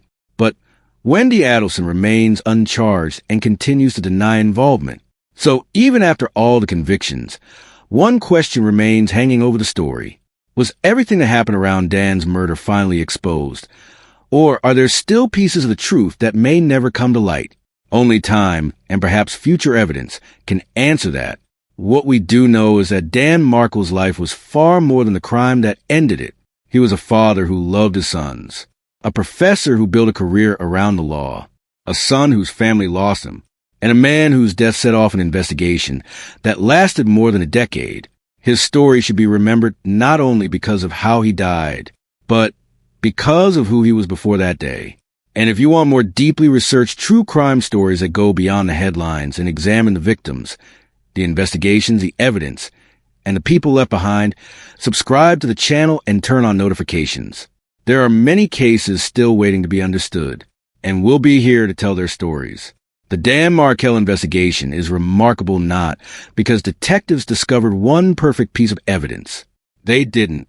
There was no single fingerprint that suddenly revealed the killer. No dramatic confession that immediately explained the entire murder. No piece of forensic evidence that answered every question. Instead, investigators had to build the case the hard way, piece by piece, record by record, conversation by conversation. They had to take fragments that initially seemed unrelated and determine whether those fragments could form a larger picture. And that process took years. One of the first major clues was the Toyota Prius. A car is an ordinary object. Millions of them travel American roads every day. But this particular Prius had been seen near Dan's home around the time of his murder. A witness reported seeing a Prius leaving Dan's driveway shortly after shooting. The FBI eventually released photographs and sought the public's help identifying the distinctive vehicle. Investigators weren't simply looking for a car. They were looking for the people connected to it. Who rented it? Where did they come from? Where did they go afterward? Who communicated with them? And why were they in Tallahassee? The vehicle provided investigators with something extremely valuable, a trail. The next piece of the puzzle came from surveillance. Modern cities are filled with cameras. Businesses have them. Traffic intersections have them. Apartment complexes have them. Private homes have them. And although investigators may not initially know which camera captured something important, they can sometimes reconstruct a person's movements by collecting footage from multiple locations. That is, what happened in the Markel investigation. The Prius appeared in surveillance footage. Investigators could compare the vehicle's movements with Dan's known schedule. They could establish where the car had been. They could establish when it had been there. And gradually, they could begin reconstructing the journey of the people inside it. What looked like a collection of disconnected surveillance clips became a timeline. And a timeline is incredibly powerful in a murder investigation, because once investigators know where someone was at a particular time, they can begin asking the next question. Why were they there? The Prius eventually led investigators toward rental records. That gave detectives something they hadn't had before. Names. The car wasn't anonymous anymore. It had a history. Someone had rented it. Someone had driven it. Someone had returned it. And the investigation could now begin connecting those individuals to other evidence. This is where a complicated investigation starts to become less about individual clues and more about intersections. The rental record intersects with surveillance. Surveillance intersects with travel. Travel intersects with phone records. Phone records intersect with relationships. And relationships intersect with motive. One record rarely solves a murder, but records can begin talking to one another. Perhaps one of the most important investigative tools in the case was the network of telephone records. People often think of a phone as a private object, but every call can leave a record. Every connection creates a timestamp. And depending on the available data, investigators can use that information to reconstruct patterns of communication and approximate movements. In the Markel case, investigators examined communications between people connected to the alleged conspiracy. They looked at who called whom, when they called, how frequently they communicated, and what happened immediately before and after important events. That matters because timing can change the meaning of a relationship. A phone call between two people who know each other isn't suspicious by itself. But imagine the same two people communicating repeatedly around the time of a murder. Then imagine that their communications coincide with travel, then money, then surveillance, then witness testimony. Suddenly, investigators aren't looking at an isolated phone call. They're looking at a pattern. And patterns became central to the Markel investigation. Then there was the money. Murder-for-hire cases naturally raise a critical question. Who paid? And perhaps just as importantly, who received the money? Investigators examined financial transactions and cash payments connected to people accused of carrying out the killing. Prosecutors later argued that approximately $100,000 was associated with the murder. The defense disputed the state's interpretation of various transactions and offered alternative explanations for some of the financial evidence. But money has a quality that memories don't. It leaves records. It creates transactions. It creates opportunities for investigators to compare what people say with what actually happened. If someone claims they had no connection to another person, financial records may tell a different story. If someone claims they were nowhere near a particular event, their spending or travel records may contradict them. And if prosecutors can establish that money moved through the same network as the people accused of carrying out a murder, that can become another piece of the larger puzzle. Evidence alone cannot always explain relationships. That's where witnesses became important. Luis Rivera was one of them. He wasn't an outside observer. He had admitted participating in the murder. That made his testimony both valuable and vulnerable. He could explain relationships that investigators might otherwise have struggled to understand. He could describe conversations. He could describe planning. He could explain how people were allegedly connected. But the defense could also point out that Rivera was a participant who had received a benefit for cooperating. That meant the jury had to examine his testimony carefully. Was he telling the truth? Was he minimizing his own responsibility? Was he exaggerating someone else's role? Those questions followed him into the courtroom, and prosecutors knew they could not simply ask jurors to believe Rivera because he said something damaging to another defendant. They had to show that his account fit with the independent evidence. Then investigators created something that had never existed before, a threat, an artificial threat designed to test the reactions of people investigators believe might know something about Dan's murder.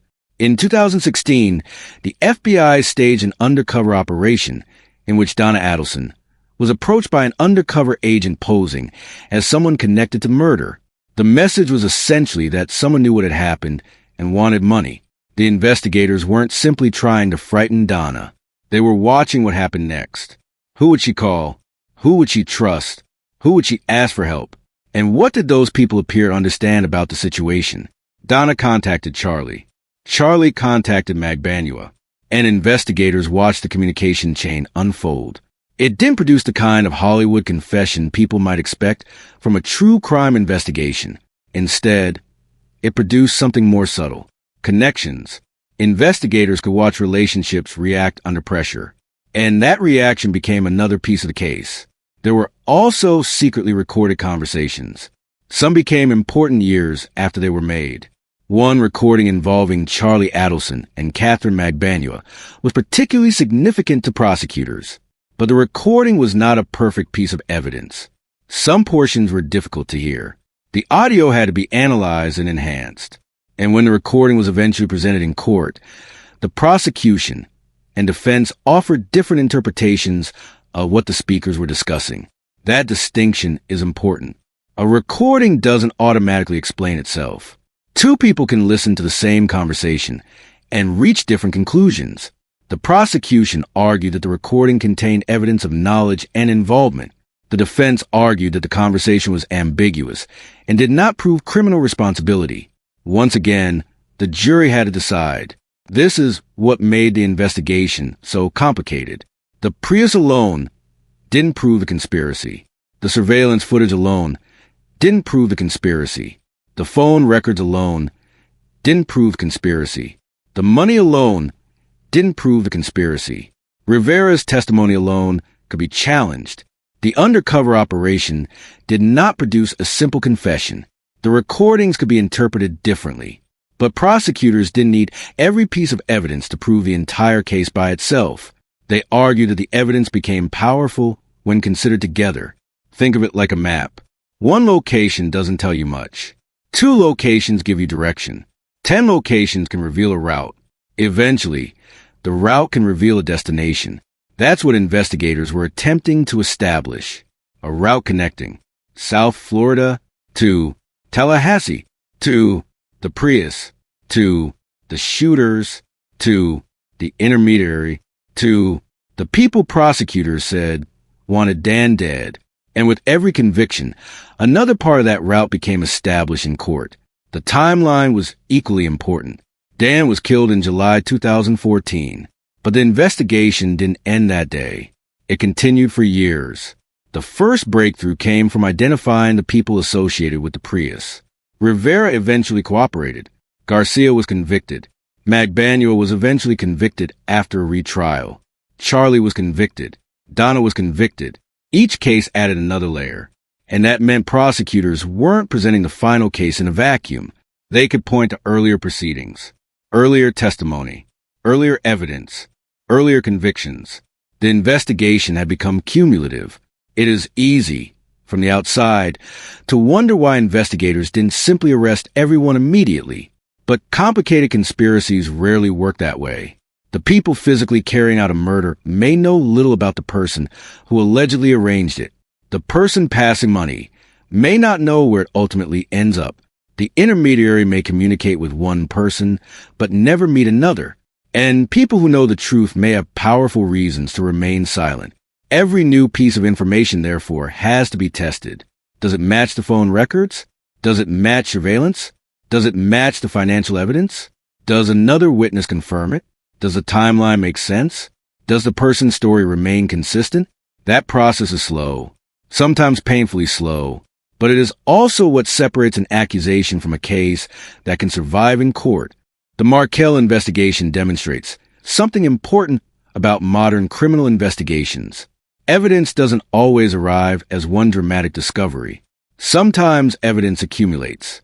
A vehicle, a timestamp, a phone call, a bank transaction, a witness statement, a surveillance image, a recorded conversation, a travel record. One clue may seem insignificant, but investigators can ask whether the same story keeps appearing from different sources.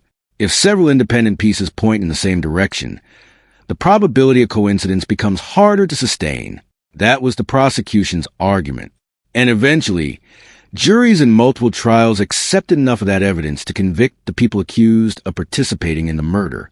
The case was not solved by one brilliant detective discovering one perfect clue. It was solved through persistence, years of investigation, and hundreds of seemingly ordinary details that, when assembled together, told a much darker story. But there was another side to the case that no spreadsheet, phone record, or surveillance camera could ever fully capture: the human cost. And that is where the investigation ultimately brings us back to Dan. For years, the Markel case has been discussed through the language of crime: murder, conspiracy, solicitation, evidence, defendants, convictions, appeals, sentences. But underneath all those words is a much simpler reality. A person died. His name was Daniel Eric Markel. He was 41 years old. He was a professor. He was a son, a brother, a friend, and a father. 2 young boys lost their dad. And nothing that happened in the years afterward could change that. Dan's children were very young when he was killed. They were too young to understand the legal battle surrounding their parents. They couldn't understand why their mother wanted to move. They couldn't understand why their father objected. They couldn't understand the arguments between adults. And they certainly couldn't understand the allegations that would emerge years later. To children, their father was simply their father, the person who read to them, the person who showed up, the person who was part of their routine. And then, suddenly, he wasn't there anymore. There would be no more ordinary mornings with Dan, no more conversations, no more birthdays with their father, no more opportunity for him to watch them become teenagers, no opportunity to watch them graduate, no opportunity to meet the adults they would eventually become. The legal system could determine who was responsible, but it could never restore those moments. Dan's parents and siblings were thousands of miles away in Canada. They had confront an unimaginable reality. Their son and brother had been murdered in his own home. And unlike a natural death, there was no sense that this was simply an unavoidable tragedy. Someone had allegedly decided that Dan should die. Someone had allegedly planned it. Someone had allegedly paid others to carry it out. That makes grief different. There is grief after death. And then there is grief accompanied by questions. Why? Who did this? How could they do it? Could it have been prevented? Was Dan afraid? Did he know he was in danger? Those questions can follow a family for years. And in the Markel case, they did. Perhaps the most disturbing aspect of the case isn't simply that Dan was murdered. It is how ordinary the conflict was supposed to be before it became something extraordinary. Divorces happen. Parents disagree. Custody battles happen. People fight over where children should live. Grandparents become frustrated. Families take sides. Courts intervene. These are difficult situations, but they're supposed to remain within the boundaries of the law. That is why the prosecution's theory was so disturbing. The state argued that a family disagreement crossed a line that should never be crossed. A custody dispute allegedly became a motive for murder. The courtroom wasn't enough. Negotiation wasn't enough. The distance wasn't enough. Instead, prosecutors argued some members of the family chose to eliminate the person they believed was preventing the outcome they wanted. If that theory is accepted, the tragedy becomes larger than the murder itself. It becomes a warning about what can happen when resentment is allowed to grow unchecked. There's a danger in true crime storytelling. The longer a case lasts, the easier it becomes to forget that the victim was a human being. The audience hears the names of suspects. They hear about evidence. They hear about courtroom arguments.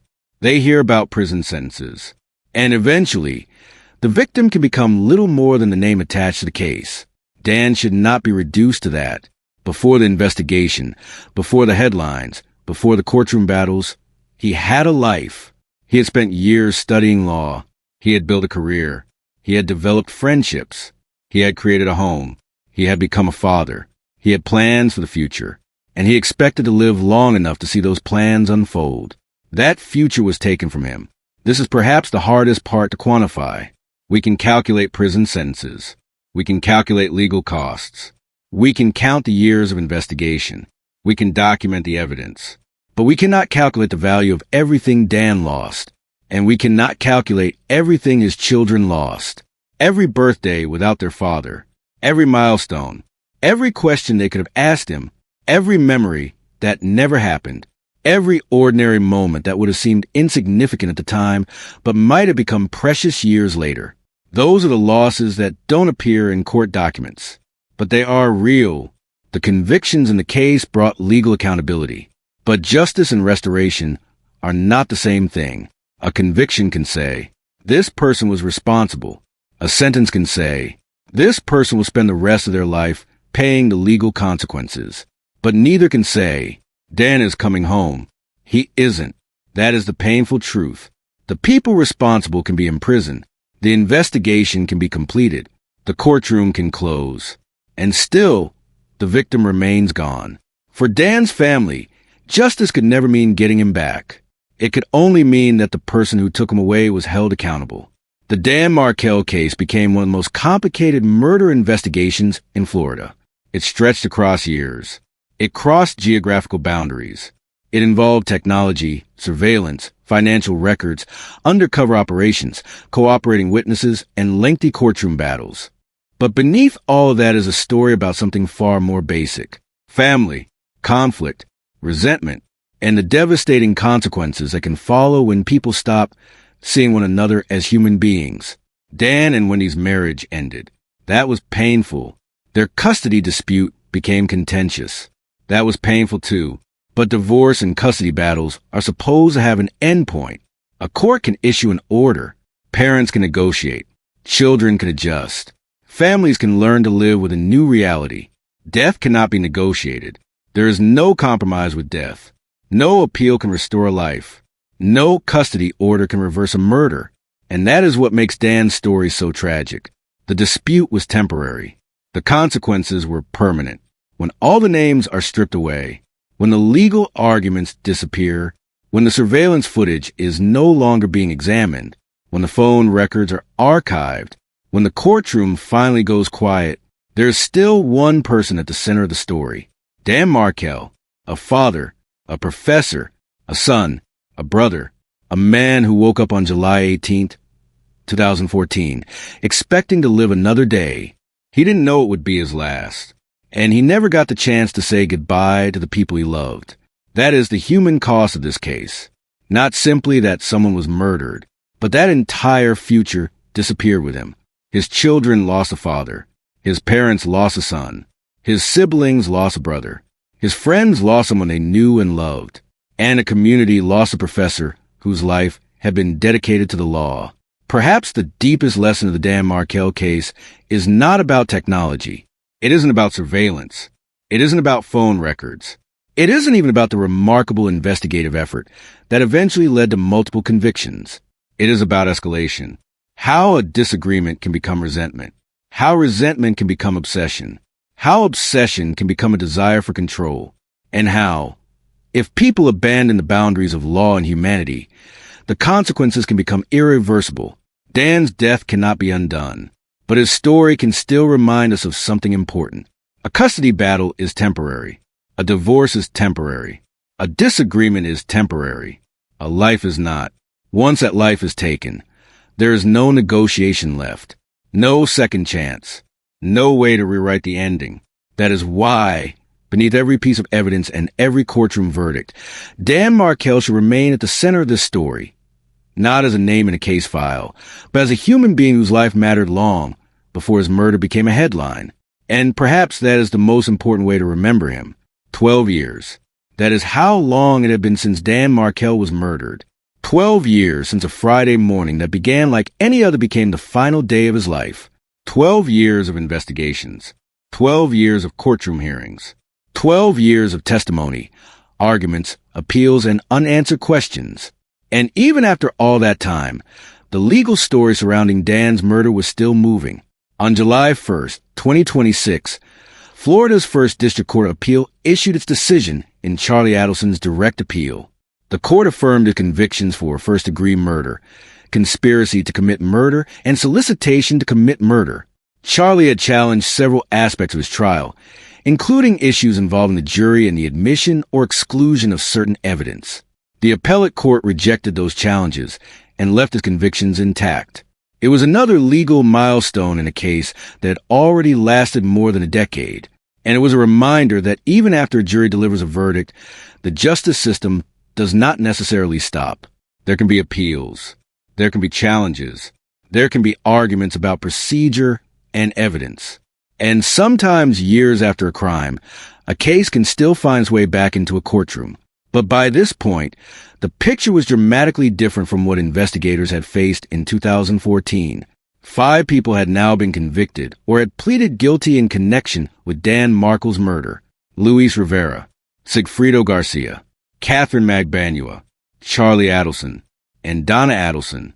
Rivera pleaded guilty and cooperated with prosecutors. Garcia was convicted. Magbanua was convicted after a first trial ended in a mistrial. Charlie was convicted and sentenced to life in prison, followed by additional consecutive sentences. And Donna was convicted in 2025 and sentenced to life without parole, plus a consecutive 30-year sentence. She has maintained her innocence and filed an appeal. 5 people, 5 separate legal outcomes, 1 victim. But even after all those convictions, the most important fact remained unchanged. Dan was still gone. There is something almost difficult to comprehend about a murder investigation lasting this long. When Dan was killed, his children were still very young. The investigation that followed would continue as they grew older. The first major convictions would come years later. Then more trials, more testimony, more evidence, more legal challenges, and eventually, another generation of courtroom proceedings. The case changed as the years passed. But Dan's family never had the luxury of moving on completely. Every new arrest reopened the story. Every trial brought the details back.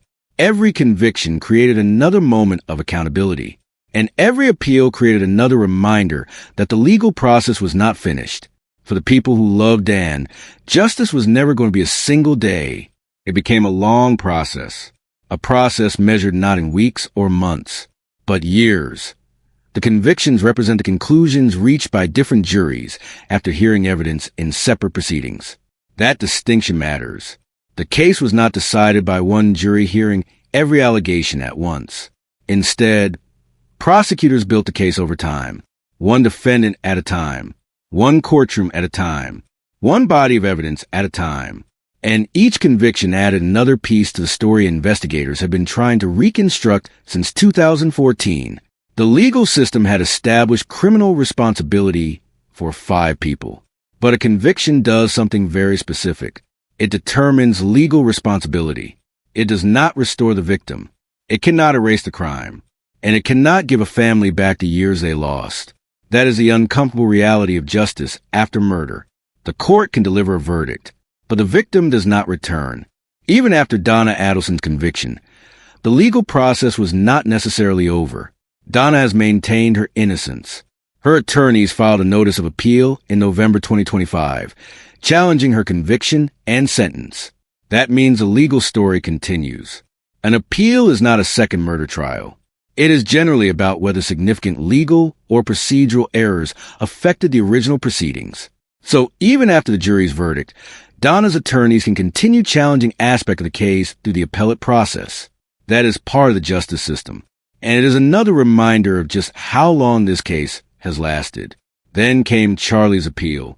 The First District Court of Appeal reviewed his arguments and affirmed his convictions on July 1st, 2026.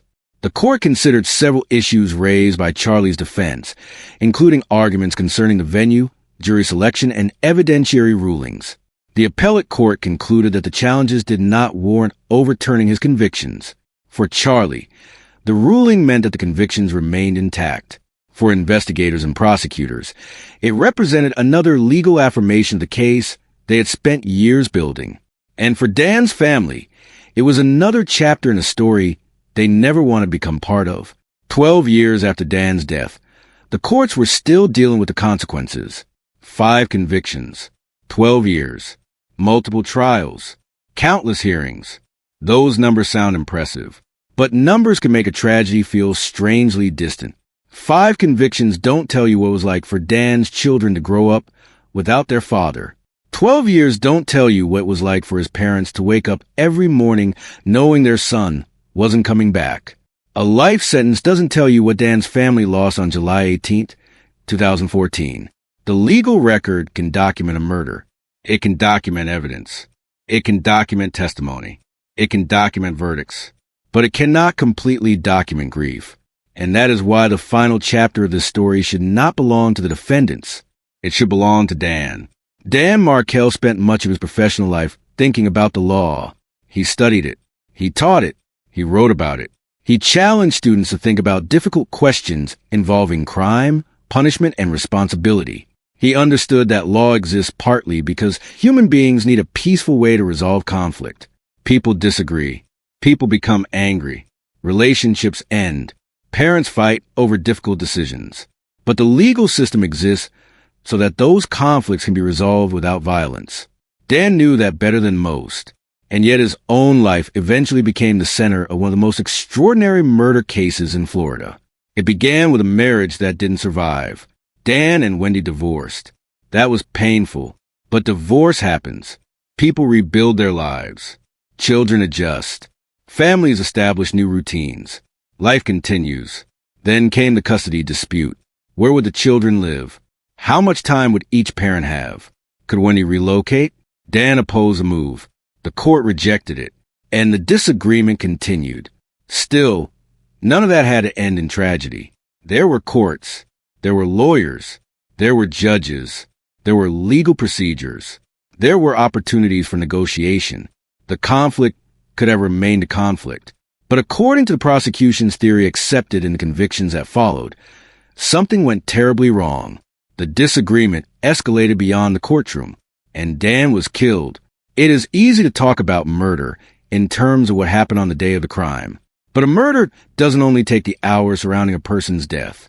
It takes everything that would have happened afterward. Dan lost his future. He lost his career. He lost his home. He lost ordinary mornings. He lost holidays. He lost conversations with his sons. He lost the opportunity to watch them grow. He lost the chance to see who they would become. He lost all the ordinary moments that people rarely think about because they assume there will always be another tomorrow, another birthday, another school event, another conversation, another phone call, another Father's Day, another Christmas, another chance to say, "I'm proud of you." Dan never got those chances. This may be the most important part of the entire story. Dan wasn't simply a law professor who became the victim of a murder. He was a father, and his children were at the center of the dispute that prosecutors said ultimately motivated the killing. The irony is devastating. The very relationship Dan was fighting to preserve was a relationship his murder permanently destroyed. He wanted to remain close to his sons. He wanted to be part of their everyday lives. He wanted to watch them grow. Instead, they had to grow up with memories of a father who was taken from them. No verdict can change that. No prison sentence can change that. No appellate ruling can change that. The legal system can punish the people responsible. It cannot give the children their father back. There's another painful reality. Dan never got to tell his own story. He couldn't testify. He couldn't explain what he thought was happening inside his family. He couldn't respond to accusations made about him. He couldn't tell investigators what he knew. He couldn't sit in a courtroom and hear the evidence. He couldn't watch the people who were eventually convicted face the consequences. He couldn't see his children become adults. He couldn't tell them about the life he had before they were born. He couldn't answer their questions about their childhood. He couldn't tell them what he remembered. The person at the center of the case was the one person who could never speak again. And so justice came slowly, not in one dramatic moment, but in stages. First, investigators had to determine who killed Dan. Then they had to determine who had helped. Then they had to determine who had allegedly ordered the killing. Then they had to prove those connections in court. Each stage took time. Each required evidence. Each required witnesses willing to speak. Each required prosecutors to convince juries beyond a reasonable doubt. The result was a sequence of convictions, one suspect at a time, one trial at a time, one piece of evidence at a time. And 12 years later, the legal consequences were still unfolding. Perhaps what makes a Markel case so unsettling is that it did not begin with strangers. It began with people connected through marriage, children, parents, grandparents, siblings, a family. The people involved had once occupied the same spaces. They had shared holidays. They had shared family events. They had shared relationships through children. And according to prosecutors, that network of relationships eventually became part of a murder conspiracy. That is what makes a story so difficult to process. A family conflict is supposed to have boundaries.